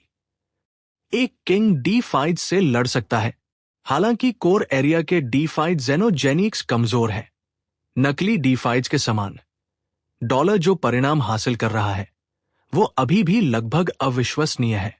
साथ ही वो किसी तरह मेरे वेरी हाई सेंस के नीचे फिसल सकता है। यह इंसान डॉलर कहां से आता है? पिछले 1000 वर्षों में एक्सट्रीम किंग के पास भी कोई इतना प्रतिभाशाली नहीं रहा है, लिली ने खुद से सोचा। बिना किसी हिचकिचाहट के वो सीधे वीर के पास गई। लेडी क्लोथ्स, आपके यहां दिखाई देने में कितना संयोग है। वीर ने अनिच्छा से उसका अभिवादन किया, लेकिन जब वह करीब आई तो भी उसने उसे स्वीकार किया। यह कोई संयोग नहीं है, मैं तुम्हें ढूंढने आई हूं, लिली ने कहा। तुम मुझे ढूंढ रही थी? तुम मुझसे फिर से ब्रॉन्ज कोर ट्राइपॉड को मारने के लिए तो नहीं कह रही हो? वीर ने भौहें चढ़ाई। उसकी इसमें कोई दिलचस्पी नहीं थी, और अगर लिली उनके सौदे के अपने अंत को बरकरार नहीं रखती है तो वो बस उसे अनदेखा करने वाला था। लिली ने अपना सिर हिलाया। मैंने वे शब्द देखे जो तुमने मेरी पीठ पर छोड़े थे। मैंने उन्हें देखा, और मैं ये स्वीकार करने के लिए यहां हूं कि मैं हार गई। मैं वास्तव में तुमसे हार गई। वीर चौंक गया था। उसे उम्मीद नहीं थी कि लिली का रवैया इतना बदल जाएगा। अब उससे बात करना अचानक इतना परेशान करने वाला नहीं था। आपको ऐसी बातें कहने की जरूरत नहीं है, मेरी लेडी, वीर ने कहा। हम एक दूसरे को थोड़ा बेहतर तरीके से क्यों नहीं जानते? चलो इसे फिर से कोशिश करते हैं। मेरा नाम लिली है। लिली ने अपना हाथ बढ़ाया और मुस्कुराई। डॉलर, वीर ने उससे हाथ मिलाया। मैंने तुम्हारे बारे में थोड़ा सुना है। अगर यह संभव है तो मैं तुम्हें मेरे साथ ब्रॉन्ज ट्राइपॉड को मारने के लिए काम पर रखने में दिलचस्पी रखती हूं। लिली ने अपना हाथ नीचे करने के बाद वो फिर से मुस्कुराई। मुझे डर है कि मुझे आपको निराश करना होगा। मेरे पास कुछ महत्वपूर्ण काम है जिसे करने की आवश्यकता है। इससे कोई फर्क नहीं पड़ता कि लिली अच्छी थी या नहीं। वीर को उसके साथ यात्रा करने में कोई दिलचस्पी नहीं थी। D5 जेनोजेनिक्स को मारने की उसकी योजना को प्राथमिकता मिली। लिली निराश नहीं हुई। उसने धीरे से कहा, इतनी जल्दी ना मत कहो। पहले सुनो कि मैं तुम्हें क्या पेशकश कर सकती हूं। वीर ने सोचा कि वह एक जेनोजेनिक जीन या कुछ और पेश करेगी। यह कुछ भी शानदार नहीं हो सकता था, लेकिन चूंकि वह विनम्र थी और वह दुश्मन नहीं थी, वीर उसे अपनी बात कहने देने को तैयार था। लिली ने अपनी आंखें घुमाई। वह स्टील आर्मर्स के शवों के ऊपर खड़ी होने के लिए आगे बढ़ी। अगर मैं इस स्थिति को सही ढंग से समझ रही हूं तो तुमने अभी अभी स्टील आर्मर्स के एक झुंड को मार डाला है और स्टील कैसल को भगा दिया है ना? वीर ने लिली को देखा। उसने उसके सारांश की पुष्टि या खंडन नहीं किया। हालांकि उसकी चुप्पी अपने आप में एक पुष्टि थी। लिली की आंखें चमक उठीं। उसने पहले ही अनुमान लगा लिया था कि क्या हुआ था, लेकिन अब उसके अनुमान की पुष्टि हो गई थी। वो सुखद आश्चर्यचकित थी। कोर एरिया का स्टील कैसल एक D5 के लिए बहुत मजबूत नहीं है, लेकिन तुम एक किंग क्लास के रूप में इसे भगाने में कामयाब रहे हो। इस ब्रह्मांड में बहुत से लोग ऐसा नहीं कर सकते हैं। डॉलर के नाम का निश्चित रूप से महत्व है, लिली ने उसकी प्रशंसा करते हुए कहा। तुम क्या कहने की कोशिश कर रही हो? वीर ने भौहें चढ़ाई। उसने चिढ़ महसूस की। वह कोई बच्चा नहीं था जिसने दुनिया को कभी नहीं देखा था। वह सिर्फ इसलिए अभिमानी नहीं होने वाला था क्योंकि यह महिला उसकी प्रशंसा कर रही थी। जैसा कि वह बता सकता था, लिली की प्रशंसा सिर्फ उसका समय बर्बाद कर रही थी। तुम्हारे पास कोर D5 जेनोजेनिक्स को मारने की शक्ति है, लेकिन वास्तव में उन्हें मारना उन्हें लड़ाई में हराने जितना आसान नहीं है। अधिकांश D5 जेनोजेनिक्स अंतिम वार करने के लिए एक ही जगह पर नहीं रहेंगे। स्टील कैसल की तरह एक बार जब वे भागने का फैसला करते हैं तो उन्हें ढूंढना मुश्किल हो सकता है, लेकिन मैं उन्हें ढूंढ सकती हूं। अगर तुम मेरे साथ एक कोर ब्रॉन्ज ट्राइपॉड का शिकार करने में मदद करते हो तो मैं तुम्हें उन D5 जेनोजेनिक्स का पता लगाने में मदद कर सकती हूं जिनकी तुम तलाश करते हो। लिली ने आंख मारते हुए कहा। वीर और लिली एक साथ अंतरिक्ष में उड़ रहे थे, लेकिन ब्रॉन्ज फर्नेस उनसे कुछ दूरी पर पीछे था। वो अभी भी लिली के पास आने को तैयार नहीं था। अगर लिली नेतृत्व करने को तैयार थी, तो वीर के पास उसके प्रस्ताव को अस्वीकार करने का कोई कारण नहीं था। अगर वह डीफाइड जेनोजेनिक्स को ढूंढ सकती थी, तो वीर को ब्रॉन्ज ट्राइपॉड को मारने में उसकी मदद करने में कोई आपत्ति नहीं होगी। वीर को अभी भी लिली का व्यक्तित्व पसंद नहीं था, इसलिए उसने उससे ज्यादा बात नहीं की। लेकिन लिली चतुर और बातूनी थी, और वीर ने पाया कि उसमें हास्य की भावना भी थी। पहली बार मिलने पर उसने जैसा व्यवहार किया था, उसके व्यक्तित्व को उस व्यवहार के साथ ठीक करना उसे मुश्किल लगा। वीर को नहीं पता था कि उसका रवैया वास्तव में बदल गया था। जब वे पहली बार मिले थे, तो लिली ने वीर को ऐसे देखा था जैसे वह उससे कहीं बेहतर हो। ये एक इंसान के गाय से बात करने जैसा था। इंसान आमतौर पर गायों से बात करने की परवाह नहीं करते, क्योंकि इतनी कम बुद्धि वाले प्राणी से बातचीत करने का कोई मतलब नहीं होता। इसके बजाय वे गाय को सिखाएंगे कि क्या करना है। लेकिन उस शर्त के बाद से लिली को एहसास हुआ कि वीर सिर्फ कोई कमतर प्राणी नहीं था, वो उसके बराबर था, या शायद कुछ मायनों में उससे भी मजबूत था। लिली अब वीर को किसी मूर्ख प्राणी के रूप में नहीं सोच सकती थी, लेकिन उसकी शुरुआती धारणाओं के लिए लिली को दोषी नहीं ठहराया जा सकता था। पूरे ब्रह्मांड में भावनाओं वाले सभी प्राणी दूसरों के बारे में ऐसी ही धारणाएं बनाते थे जो उनकी प्रजाति के नहीं थे। इंसान भी ऐसा ही करते थे। एक डीफाइड जेनोजेनिक है जिसे मैंने कुछ समय पहले देखा था। ये एक वुल्फ गॉड है। मैं वास्तव में इसके बारे में ज्यादा नहीं जानती, लेकिन मैंने सुना है कि कोर एरिया में अधिकांश डीफाइड जेनोजेनिक्स की तुलना में ये बहुत मजबूत नहीं है। लिली आगे उड़ती रही, जैसा कि उसने वीर को डीफाइड जेनोजेनिक के बारे में कम जानकारी दी। जब वह बोल रही थी, लिली सोच रही थी, मैं झूठ नहीं बोल रही हूं। वुल्फ गॉड वास्तव में कोर एरिया में अधिकांश डीफाइड जेनोजेनिक्स की तुलना में इतना मजबूत नहीं है। इसे मध्यम कम माना जा सकता है, लेकिन इसके पास एक वुल्फ गॉड एरिया है। वह एरिया न केवल एक वुल्फ पैक को बुलाता है, बल्कि ये वुल्फ गॉड के क्लोन्स को भी बुलाता है। वुल्फ गॉड क्लोन्स का एक पूरा झुंड बुलाया जाएगा, और वे खुद वुल्फ गॉड से ज्यादा कमजोर नहीं हैं। चलो देखते हैं कि तुम इस तरह के प्रतिद्वंद्वी से कैसे निपटते हो। लिली ये वीर को नुकसान पहुंचाने के लिए नहीं कर रही थी, बल्कि ये देखने के लिए कि वो खतरे में खुद को कैसे संभालता है। जब वह मुसीबत में पड़ेगा, तो वो अंदर आएगी और मदद करेगी। वह उसे बचाएगी और साथ ही अपनी कुशलता से उसे प्रभावित करेगी। तब वीर अधिक स्वेच्छा से उसकी आज्ञा का पालन करेगा। इस तरह वो उसे अपना सिल्कवॉर्म बना सकती थी। लिली का नेतृत्व करते हुए वीर एक ग्रह की ओर उड़ गया। लिली ने एक पहाड़ की दिशा में इशारा किया और कहा, मैंने उस पहाड़ पर वुल्फ गॉड को देखा था। मैं इससे लड़ने के लिए बहुत कमजोर हूं, इसलिए मैं निश्चित रूप से वहां नहीं जा रही हूं। ठीक है, फिर यहां इंतजार करो। अगर एक डीफाइड जेनोजेनिक है, तो मैं कोर ब्रॉन्ज ट्राइपॉड को खत्म करने में तुम्हारी मदद करूंगा, चाहे मैं इस डीफाइड को मारने में कामयाब हो पाऊं या नहीं। वीर ने कहा, मैं तुम्हारी अच्छी खबर का इंतजार करूंगी। लिली ने मुस्कान के साथ कहा। वीर ने सिर हिलाया और पहाड़ की ओर उड़ गया। ब्रॉन्ज फर्नेस वीर के अनुरोध पर पीछे रहा। वो उसके जैसा ही पहाड़ के लिए नहीं गया। लिली की आंखें झिलमिला उठीं। वो पहाड़ से बहुत दूर थी, लेकिन वो सभी फूलों और जंगलों को देख सकती थी जो परिदृश्य को बिखेरते थे। जल्दी से लिली की इंद्रियों ने उस पहाड़ पर वुल्फ गॉड का पता लगाया। ये साधारण भेड़ियों से अलग था। वुल्फ गॉड अकेला रहता था, और उसका शरीर बहुत बड़ा नहीं था। ये एक साधारण भेड़िए से मुश्किल से बड़ा था। भेड़िए का रंग ग्रे था, जिसकी कोट पर एक अकेली काली रेखा चल रही थी, लेकिन उसका फर साधारण नहीं था।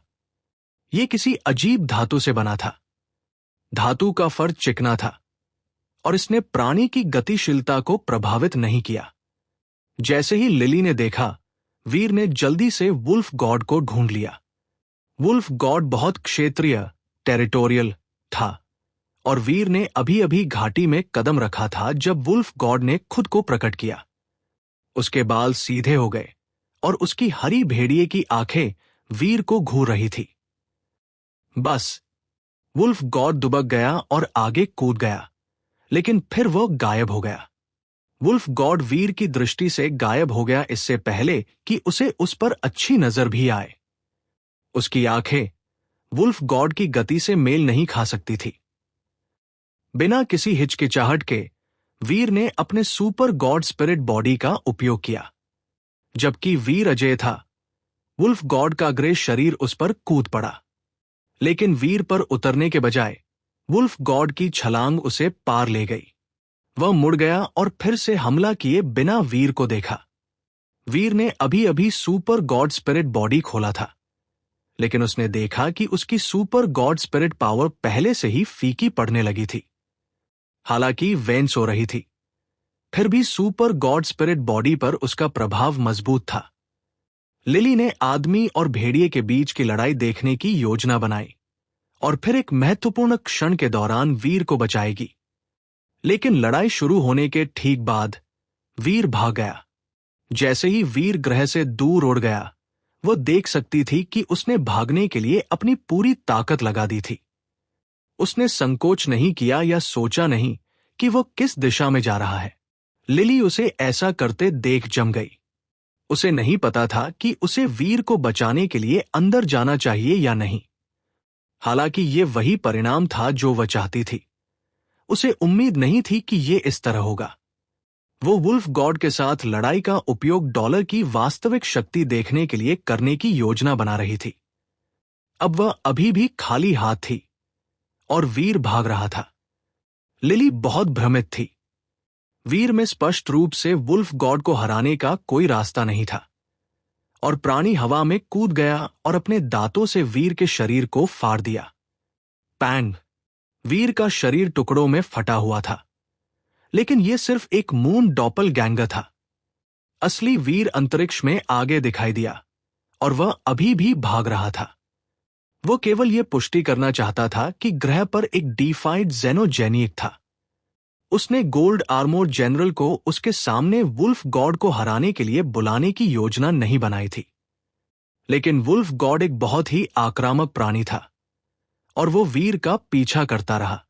हालांकि यह गोल्ड आर्मोर जनरल जितना मजबूत नहीं था, फिर भी वीर को इससे लड़ने में मुश्किल होगी। उसने वुल्फ गॉड से बचने के लिए खुद की मून कॉपीज का उपयोग करना जारी रखा। वीर ने देखा कि कोर एरिया के डीफाइड जेनोजेनिक्स में कुछ कमियां थी।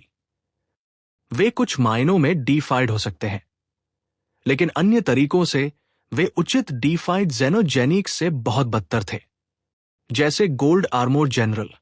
जबकि उसका बचाव और स्वॉर्ड लाइट्स डीफाइड वर्ग के थे, उसकी गति अभी भी पूरी तरह से किंग क्लास थी। उसने एक किंग की तरह भी लड़ाई लड़ी। प्राणी के पास वह नियंत्रण और प्रतिभा नहीं थी जिसकी वीर एक सच्चे डीफाइड से उम्मीद करेगा। और जबकि इस वुल्फ गॉड की गति डीफाइड थी, इसका निर्णय और कौशल बराबर नहीं था। इसके हमले के कौशल में कमी थी, जो एक औसत किंग जितना प्रतिभाशाली था। इसलिए वीर देख सकता था कि भेड़िया एक साधारण डीफाइड से बहुत कमजोर था। कोई आश्चर्य नहीं कि कोर एरिया के डीफाइड्स को नकली डीफाइड्स के रूप में संदर्भित किया जाता है। उन सभी में कमियां हैं। मैं उन्हें वास्तव में एक डीफाइड स्तर पर नहीं देख सकता, वीर ने खुद से सोचा। वो महाकाव्य लड़ाई जिसे लिली देखने की उम्मीद कर रही थी, जल्दी ही एक भूखे भेड़िए में बदल गई जो एक भागते हुए इंसान का पीछा कर रहा था। वीर ने अपने क्लोन्स और हरकतों का इस्तेमाल अपने दुश्मन से बचने के लिए किया। उसके आंदोलन कौशल शानदार थे और वुल्फ गॉड भी उसे नुकसान नहीं पहुंचा सका। लेकिन वह अभी भी वो नहीं था जो लिली चाहती थी। लिली ने वीर की मदद न करने का फैसला किया क्योंकि वह अभी तक किसी गंभीर खतरे में नहीं था। हालांकि उसे देखते हुए उसने अपनी एक भौं ऊपर उठाई। इस आदमी को क्या हो गया है? एक मिनट तो ये एक देवता की तरह मजबूत होता है और अगले ही पल ये एक डरपोक की तरह व्यवहार करता है। लिली ये समझ नहीं पाई कि वह क्या कर रहा था और उसने देखा कि वुल्फ गॉड कितना चिढ़ने लगा था। उसने ऊपर देखा और आकाश की ओर दहाड़ा। उसका शरीर धुंधला हो गया, फिर एक धुंधली धुंध में विस्फोट हो गया। उस धुंध से वुल्फ गॉड की कई कार्बन कॉपियां दौड़ती हुई निकली। एक सेकंड में 1 दर्जन अन्य वुल्फ गॉड्स अपने पूरे क्रोधित गौरव में उभरे। वे आकाश में, जमीन पर, वीर के सामने और उसके पीछे थे। उन्होंने उसे घेर लिया, हर दिशा से उसके भागने को रोक दिया। डॉपलगैंगर? नहीं, इन क्लोन्स में मूल भेड़िए की शक्ति का कम से कम 80% होना चाहिए। वीर ने वुल्फ गॉड्स पर एक नजर डाली, प्रभावित हुआ। वीर का मून डॉपलगैंगर कौशल शक्ति का प्रदर्शन करता था जो एक ठोस आकार और थोड़ा और ले सकता था। वो लड़ने के लिए कौशल का उपयोग नहीं कर सकता था, लेकिन इस वुल्फ गॉड के डॉपलगैंगर्स अलग थे। प्रत्येक प्रतिरूप, डुप्लीकेट, अपना स्वयं का व्यक्तिगत प्राणी था और प्रत्येक के पास मूल वुल्फ गॉड को टक्कर देने के लिए लगभग पर्याप्त शक्ति थी। प्रत्येक अपने आप में भी आगे बढ़ सकता था। यह पहली बार था जब वीर ने इस तरह की डॉपलगैंगर टैलेंट देखी थी। वीर अपने विचारों को व्यवस्थित कर पाता। इससे पहले ही डॉपलगैंगर्स उस पर आ गए। वे सभी चौंकाने वाली तेजी से थे। वे खुद वुल्फ गॉड से केवल थोड़े धीमे थे। वीर ने अपने प्रोफेसर मंत्रा मूवमेंट का अधिकतम उपयोग किया। उसने फॉर्मेशंस, स्नैप जजमेंट्स और मूवमेंट स्किल्स को नियोजित किया। उसकी सभी चकमा देने वाली प्रतिभाएं पूरी तरह से चल रही थी। वुल्फ गॉड के डॉपलगैंगर्स के सभी हमलों के बीच वीर एक नाचती हुई तितली की तरह था। 1 दर्जन वुल्फ गॉड डॉपलगैंगर्स अपने दुश्मन का कुछ भी करने में असमर्थ थे। वे वीर को नुकसान नहीं पहुंचा सके। वुल्फ गॉड के अपने डॉपलगैंगर्स को बाहर निकालने के बाद लिली ने सोचा कि क्या उसे वीर की मदद करनी चाहिए। आखिरकार उसने वो लड़ाई नहीं देखी थी जो वह चाहती थी और उम्मीद करती थी। अगर उसने अब मदद की तो यह केवल उसका उपकार कर सकता था। लेकिन जैसे ही लिली ने वीर को उन सभी दुश्मनों को घेरने के लिए अपने कौशल का उपयोग करते हुए देखा, वो जम गई। वीर के मूवमेंट लगभग सहज लग रहे थे, जैसे उसने अपने दुश्मनों को नाक से पकड़कर घुमाया। ये कैसे संभव है? क्या यह वेरी हाई सेंस का स्काई एंड बीइंग कॉम्बिनेशन नहीं है? असंभव। दूसरी जाति के पास वेरी हाई के कौशल कैसे हो सकते हैं और किसी और के पास स्काई एंड बीइंग कॉम्बिनेशन कैसे हो सकता है? वह इसे इतनी चरम सीमा तक कैसे धकेल सकता है? लिली का चेहरा खाली था। वो वीर को भेड़ियों के झुंड के बीच नाचते हुए देख रही थी, लेकिन वह मुश्किल से अपनी आंखों पर विश्वास कर पा रही थी। नहीं, ये वेरी हाई का स्काई एंड बीइंग कॉम्बिनेशन नहीं है, लेकिन ये कुछ बहुत समान है। ये लगभग एक ही चीज है, लेकिन ये अलग है। ये स्काई की टेक्स्टलेस बुक की तरह है, लेकिन ये उससे भी अलग है। ये बहुत अजीब है। ये किस तरह का जीन आर्ट है? क्या कोई प्राचीन, डरावना अनडेड बीइंग है जिसने वेरी हाई सेंस के समान एक जीन आर्ट बनाया है? लिली का चेहरा बदलता रहा। वो बहुत भ्रमित लग रही थी। उसने तेजी से सोचा, लेकिन वह किसी भी जीन आर्ट का नाम नहीं बता सकी जो दूर से भी वेरी हाई सेंस के समान हो। स्काई की टेक्स्टलेस बुक के अलावा वह भी। हालांकि अन्य जातियों के पास समान जीन आर्ट्स थे, वे केवल सतही रूप से वेरी हाई सेंस की याद दिलाते थे। वीर जिन क्षमताओं का उपयोग कर रहा था, वे बिल्कुल भी कमजोर या सतही नहीं थी। लिली देख सकती थी कि उसके आंदोलन और क्षमताएं डॉलर जितनी अच्छी नहीं थी। क्या चल रहा है? क्या डॉलर वेरी हाई में से एक है, या क्या वह स्काई में से एक है? जितना मैं जानती हूं, इस पीढ़ी में स्काई ने केवल लोन बैम्बू को टेक्स्टलेस बुक सिखाई। लूक स्काईवॉकर ने टेक्स्टलेस बुक का अभ्यास किया, लेकिन उसने इसे बहुत अच्छी तरह से नहीं सीखा। उसने अपना रास्ता बनाया। डॉलर उन दोनों में से एक नहीं हो सकता। और इसके अलावा, जब डॉलर जीन बीइंग स्क्रॉल में था, तो उसने लोन बैम्बू के खिलाफ लड़ाई लड़ी। इसलिए वे एक ही व्यक्ति नहीं हो सकते। लिली बहुत भ्रमित थी। वो जो कुछ भी देख रही थी उसे समझ नहीं आ रहा था। भले ही लिली का दिमाग फट जाता, वो कभी कल्पना नहीं कर पाती कि वीर के जीन आज पूरी तरह से अलग ब्रह्मांड का उत्पाद थे। वह जो देख रही थी वो मानव स्वयं द्वारा कई पीढ़ियों के शोध के बाद बनाए गए कौशल थे। हालांकि प्रोफेसर मंत्रा वेरी हाई सेंस नहीं था, कुछ तत्वों ने उन्हें काफी समान बना दिया। दोनों निष्पादन में समान थे, हालांकि उन्हें अलग अलग दिशाओं में विकसित किया गया था। सतह के नीचे दोनों कौशल बहुत अलग तरह से काम करते थे। साथ ही प्रत्येक कौशल का उपयोग कई अलग अलग तरीकों से किया जा सकता था। यह बताना मुश्किल होगा कि कौन मजबूत हो सकता है और कौन कमजोर हो सकता है। वेरी हाई सेंस कई वेरी हाई एलिट्स के शोध का उत्पाद था। यह जीन यूनिवर्स में सबसे अच्छा जीन आर्ट था और यह बहुत लंबे समय से था। प्रोफेसर मंत्रा भी सैंक्चुरीज में बहुत अच्छा था, हालांकि यह सैंक्चुरीज के बाहर अपने विकास में पूरा नहीं हुआ था। इसे समाप्त होने से पहले बहुत अधिक अभ्यास की आवश्यकता थी। वेरी हाई सेंस की तुलना में प्रोफेसर मंत्रा सीखने के शुरुआती चरणों में एक प्रोटोटाइप जीन आर्ट की तरह था। जब तक प्रोफेसर मंत्रा समाप्त नहीं हो जाता, तब तक कोई भी ये नहीं बता पाएगा कि ये या वेरी हाई सेंस मजबूत था या नहीं। हालांकि अभी एक ही चीज निश्चित थी, लिली वीर से कमजोर थी। जैसे ही लिली ने वीर को देखा, उसका चेहरा बदलता रहा। सबसे लंबे समय तक उसकी नजर उसके रूप से कभी नहीं झपकी। उसने सोचा था कि जब वीर खतरे में होगा तो वो उसे बचाएगी, लेकिन अब वो आवश्यक नहीं लग रहा था। वीर ने स्काई एंड बीइंग कॉम्बिनेशन के समान एक कौशल को अधिकतम कर दिया था। वुल्फ गॉड डॉपलगैंगर्स उसके जीवन को जोखिम में डालने के लिए पर्याप्त खतरनाक नहीं थे। लिली के लिए भाग लेना व्यर्थ होगा, लेकिन इससे लिली और भी जिज्ञासु हो गई। उसकी सुंदर आंखें पहले से कहीं ज्यादा चमकदार लग रही थी। डॉलर कौन है? वो कौन से जीन आर्ट्स का उपयोग कर रहा है? वीर वुल्फ गॉड डॉपलगैंगर्स के खिलाफ लड़ रहा था और अवलोकन के माध्यम से उसने कुछ काफी दिलचस्प देखा। वुल्फ गॉड द्वारा डॉपलगैंगर्स का उपयोग करने के बाद, हालांकि डॉपलगैंगर्स के पास एक शक्ति थी जो मूल वुल्फ गॉड के समान थी, उनके पास वुल्फ गॉड की 100% शक्ति नहीं थी। क्या इसका मतलब है कि वुल्फ गॉड के डॉपलगैंगर स्किल्स उसके सच्चे स्व से विभाजित हैं? क्या वे सिर्फ डॉपलगैंगर्स से कुछ ज्यादा हैं? वीर खुश था।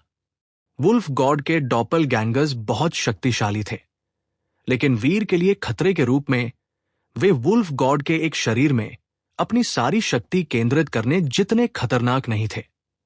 ग्रुप फाइट्स वे थे जिनसे वीर सबसे कम डरता था। साथ ही प्रोफेसर मंत्रा आर्मो ने वीर को अंतहीन मात्रा में ऊर्जा प्रदान की। उसे शक्ति संरक्षण के बारे में चिंता करने की जरूरत नहीं थी। इससे कोई फर्क नहीं पड़ता कि डॉपलगैंगर्स ने उसे कितनी बार घेरने की कोशिश की, वे वीर को नुकसान नहीं पहुंचा सके। यह शर्म की बात है कि मेरे पास ड्रैगन टैटू टूथ डैगर नहीं है, अन्यथा शायद मुझे वुल्फ गॉड को मारने के लिए गोल्ड आर्मोर्ड जनरल की भी जरूरत नहीं होगी। वीर ने थंडर गॉड स्पाइक का उपयोग नहीं किया। भले ही उसने उस हथियार से मारा हो, वो केवल वुल्फ गॉड डॉपलगैंगर्स को लकवाग्रस्त करेगा। वो वुल्फ गॉड के शरीर को तोड़ने के लिए स्पाइक का उपयोग नहीं कर सकता था। थंडर गॉड स्पाइक और dragon tattoo tooth dagger defied treasures थे। एक थंडर एलिमेंट था, जबकि दूसरा विनाशकारी शक्तियों पर केंद्रित था। इसलिए thunder god spike wolf god के शरीर को तोड़े बिना उसे लकवाग्रस्त कर सकता था। ड्रैगन टैटू टूथ डैगर में डीफाइड जेनोजेनिक्स के शरीर को तोड़ने की संभावना थी, हालांकि इसमें उन्हें लकवाग्रस्त करने की शक्ति नहीं थी। यह कहना असंभव था कि दोनों में से कौन मजबूत था। उनके उपयोग अलग थे, लेकिन अब वीर को ड्रैगन टूथ की विनाशकारी शक्ति की अधिक आवश्यकता थी। वीर वुल्फ गॉड के डॉपलगैंगर से लड़ रहा था जब उसने अचानक महसूस किया कि उसके चारों ओर का स्थान बदल गया है। वह चौंक गया था। उसने वार करने की तैयारी की, लेकिन फिर उसने देखा कि ये लिली थी जो दिखाई दी थी। मेरे साथ आओ। लिली ने वीर की बाह पकड़ ली। उसका शरीर हिल गया और टेलीपोर्टेड होकर दूर चली गई। वीर को भी अपने साथ ले गई। मैं विश्वास नहीं कर सकता कि लेडी ली गैलेक्सी टेलीपोर्टेशन नामक जीन आर्ट को जानती है। वीर ने चारों ओर देखा। उसने देखा कि वह अब वुल्फ गॉड द्वारा अधिकृत ग्रह से बहुत दूर था। यहां तक कि ब्रॉन्ज फर्नेस को भी उनके साथ लाया गया था। वह चौंक गया था। वीर हमेशा गैलेक्सी टेलीपोर्टेशन सीखने में दिलचस्पी रखता था, लेकिन उसने कभी इसे सीखने के लिए समय नहीं निकाला था।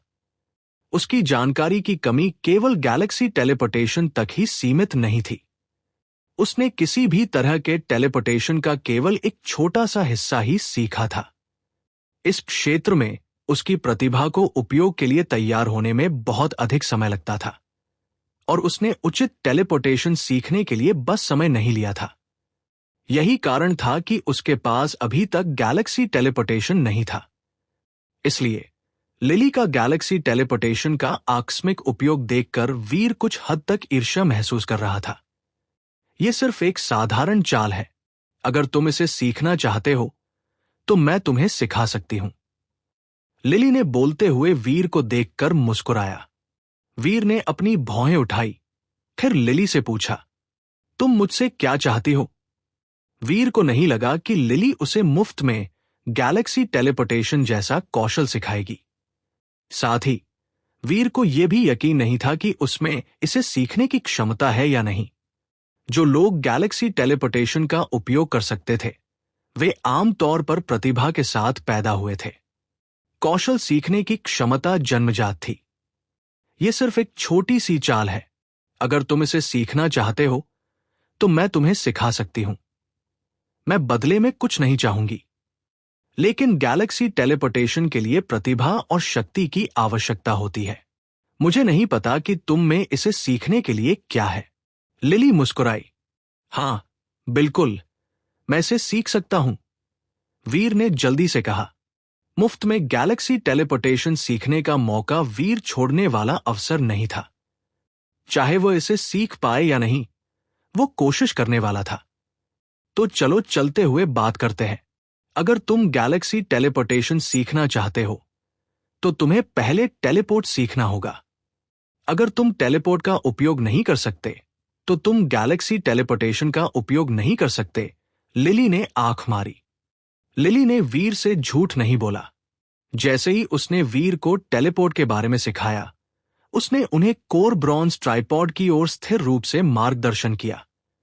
वीर ने टेलीपोर्ट के बारे में पहले ही कुछ चीजें सीख ली थी जब उसने ब्रेक स्पेस फ्लैश का उपयोग किया था। वो मूल बातें जानता था, लेकिन लिली वास्तव में उसे विभिन्न प्रकार के टेलीपोर्ट सिखा रही थी।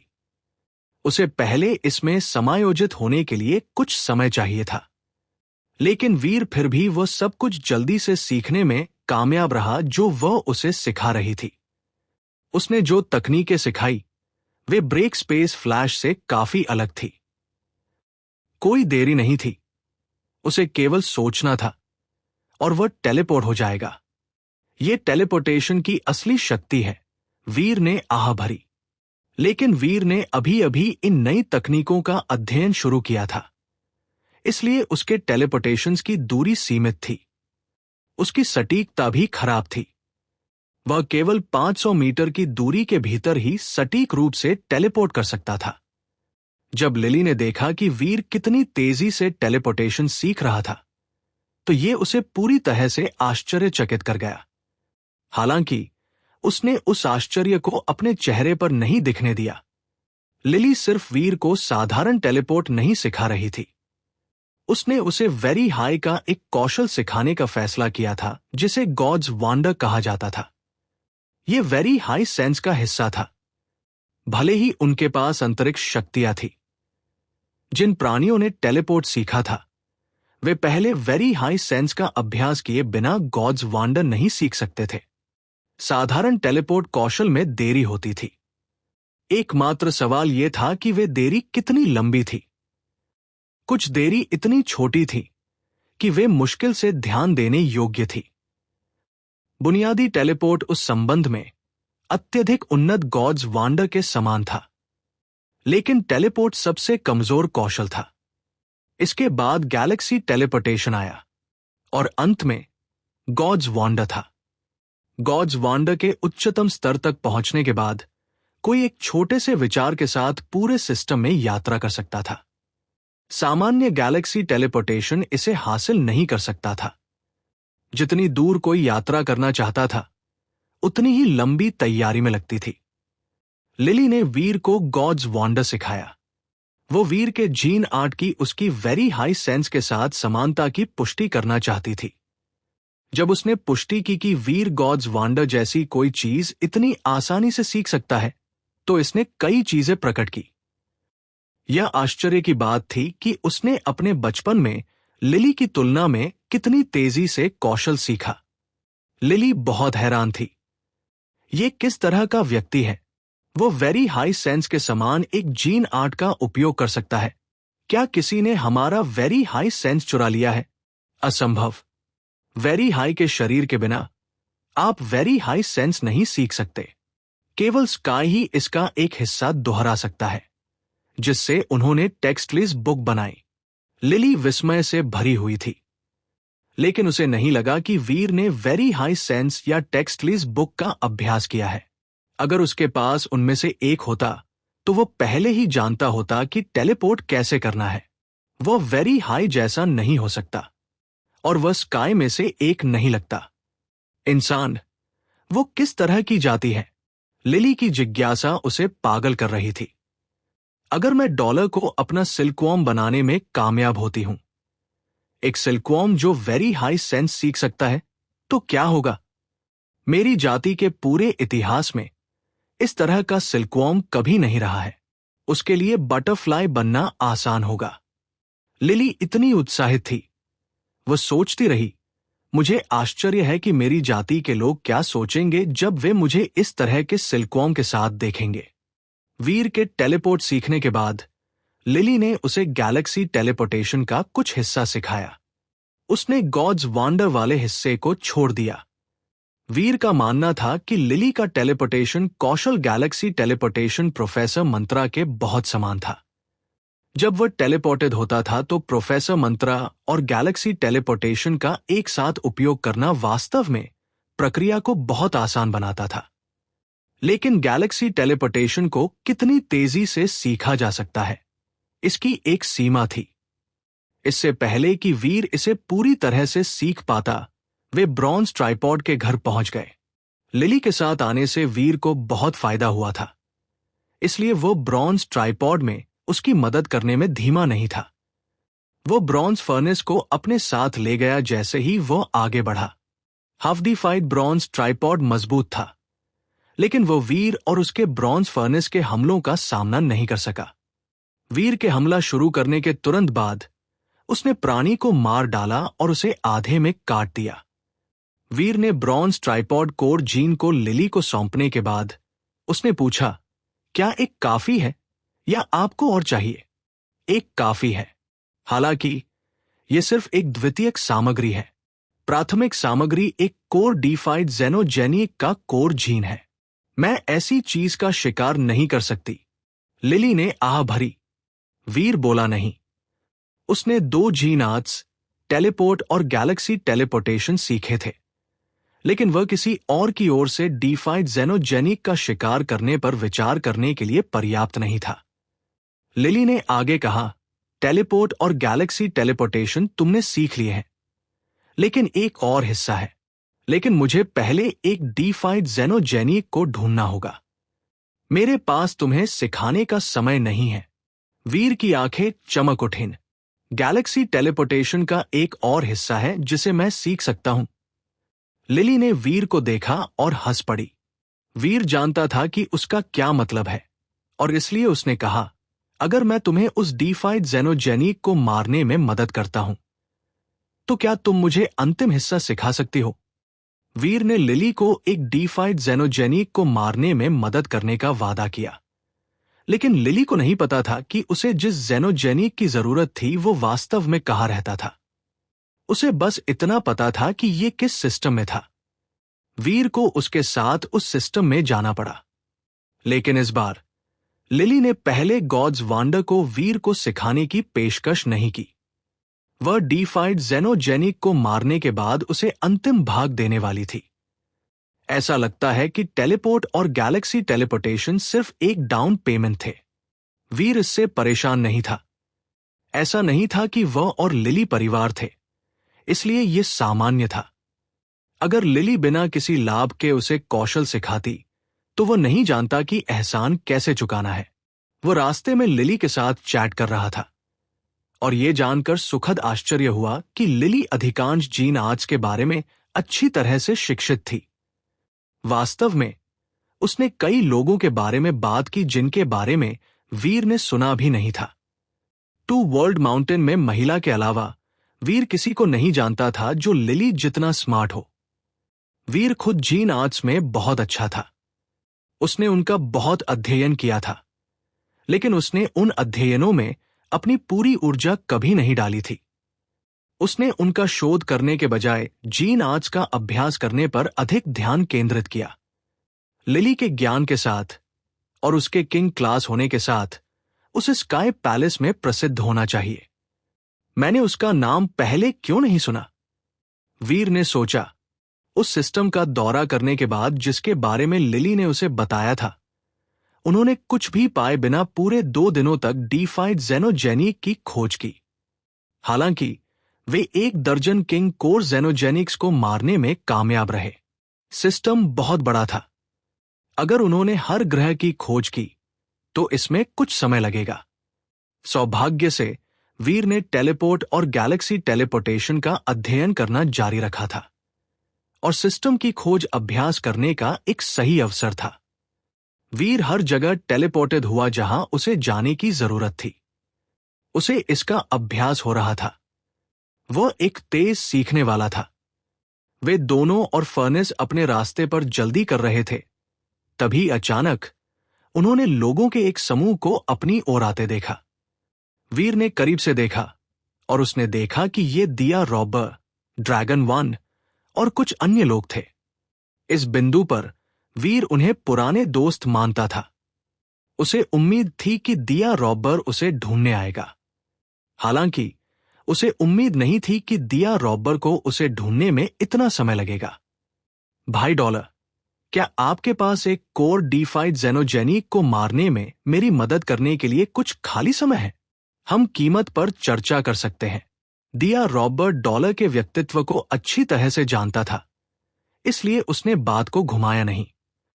वह तुरंत अपने असली अनुरोध पर कूद पड़ा। मेरे पास समय है, लेकिन मैंने अभी अभी इस लेडी ली के साथ एक सौदा किया है। मुझे उसकी भी एक जेनोजेनिक को मारने में मदद करने की जरूरत है। वीर ने लिली को सिर हिलाते हुए कहा। दिया रॉबर और ड्रैगन 1 ने लिली को देखा। वे उसे नहीं जानते थे।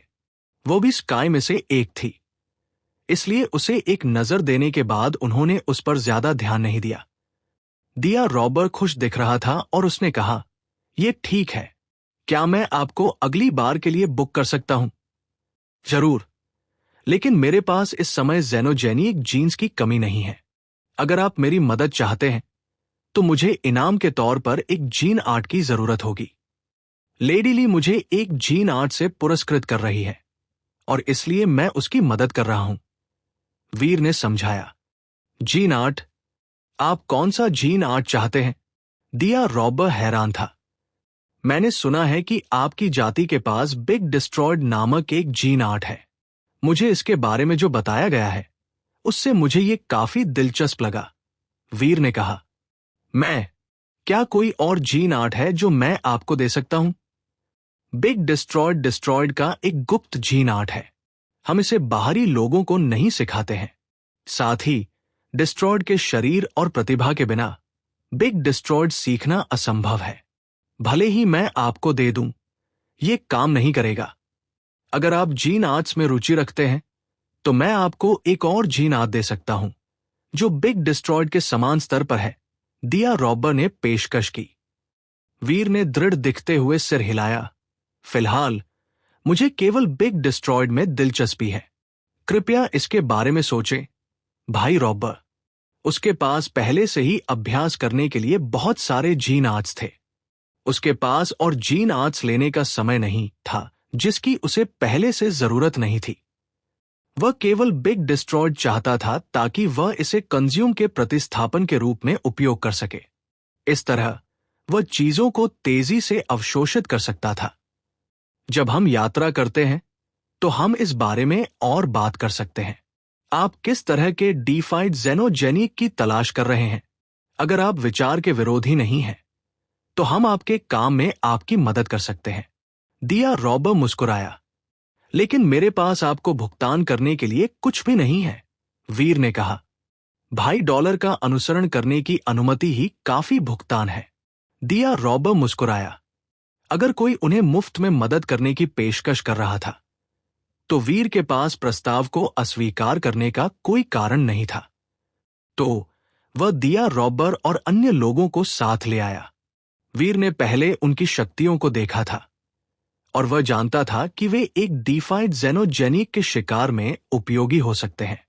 वीर ने दिया रॉबर और अन्य लोगों को उस जेनोजेनिक के बारे में बताया जिसे लिली मारना चाहती थी, ये पूछते हुए कि क्या उन्होंने इसे पहले ही देखा है। लिली सी स्काई आई का शिकार कर रही है। जब ड्रैगन 1 और दिया रॉबर ने डीफाइड जेनोजेनिक का नाम सुना तो वे चौंक गए। लिली मुस्कुराई। मैं इतनी शक्तिशाली नहीं हूं, इसलिए मैंने $1 से उसकी मदद मांगी। दिया रॉबर ने आह भरी और कहा, सी स्काई आई को कोर एरिया में मजबूत डीफाइड जेनोजेनिक्स में से एक के रूप में जाना जाता है। वह गोल्ड आर्मोर जनरल से कमजोर नहीं है। कई जातियों ने इससे लड़ने की कोशिश की है, लेकिन कोई भी इसे चोट नहीं पहुंचा पाया है। दिया रॉबर ने वीर को स्थिति समझाने की कोशिश करते हुए एक झिझकने वाले तरीके से बात की। अगर वह लिली के सामने खड़ा नहीं होता तो उसने वीर से यह काम न लेने के लिए कहा होता।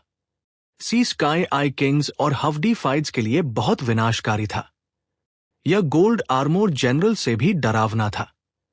लेकिन दिया रॉबर स्काई को नाराज नहीं कर सकता था, इसलिए उसने वीर को एक गैर प्रत्यक्ष तरीके से बताने की कोशिश की। सी स्काई आई एक डरावना प्राणी था। वीर ने सिर हिलाया। मैंने सुना है कि सी स्काई आई इस सिस्टम में कहीं दिखाई देता है। क्या आप जानते हैं कि इसे कहाँ पाया जा सकता है? लिली ने उल्लेख किया था कि सी स्काई आई बहुत डरावना था, लेकिन वीर गैलेक्सी टेलीपोर्टेशन का अंतिम भाग चाहता था, इसलिए वो भागने की योजना नहीं बना रहा था। भले ही वह इससे निपट नहीं सका, वो हमेशा पीकॉक किंग सोल रोब और गोल्ड रोबोट जनरल का उपयोग कर सकता था। ये निर्धारित करना मुश्किल है। सी स्काई आई इस सिस्टम के आसपास घूमता है, लेकिन इसका कोई घोंसला नहीं है और ये कभी कभी इस सिस्टम को छोड़ देता है। इसका सामना करना सब भाग्य पर निर्भर करता है, ड्रैगन 1 ने कहा। ड्रैगन 1 और दिया रॉबर को नहीं पता था कि सी स्काई आई कहां मिल सकता है। वीर इसके बारे में कुछ नहीं कर सकता था। उसका एकमात्र विकल्प अपने भाग्य को आजमाना था, सी स्काई आई से मिलने की उम्मीद करना। मुझे पता है कि सी स्काई आई को ढूंढना मुश्किल होगा। अगर आप लोगों को $1 की जरूरत है तो मैं उसे पहले आपको उधार दे सकती हूं। मुझे जल्दी नहीं है। लिली एक मिलनसार महिला लग रही थी। आपका बहुत बहुत धन्यवाद। दिया रॉबर ये सुनकर खुश हुआ, लेकिन फिर उसका भाव थोड़ा खट्टा हो गया। उसने कहा, $2 बिग डिस्ट्रॉयड के अलावा क्या कोई और जीन आर्ट नहीं है जिसे आप सीखने को तैयार होंगे? मुझे केवल एक जीन आर्ट में दिलचस्पी है। मुझे किसी और में कोई दिलचस्पी नहीं है। वीर का जवाब बहुत दृढ़ था। उस मामले में क्या आप मुझे कुछ समय दे सकते हैं? मैं अपने लोगों से बात करूंगा। दिया रॉबर ने अलविदा कहने के बाद उसने कोर एरिया छोड़ दिया। उम्मीद है कि मुझे अब बिग डिस्ट्रॉयड मिल जाएगा, वीर ने खुद से सोचा। उसके पास बहुत सारे जेनोजेनिक जीन्स बचे थे और उसकी वर्तमान दर पर वो एक दिन में केवल 3 खा सकता था।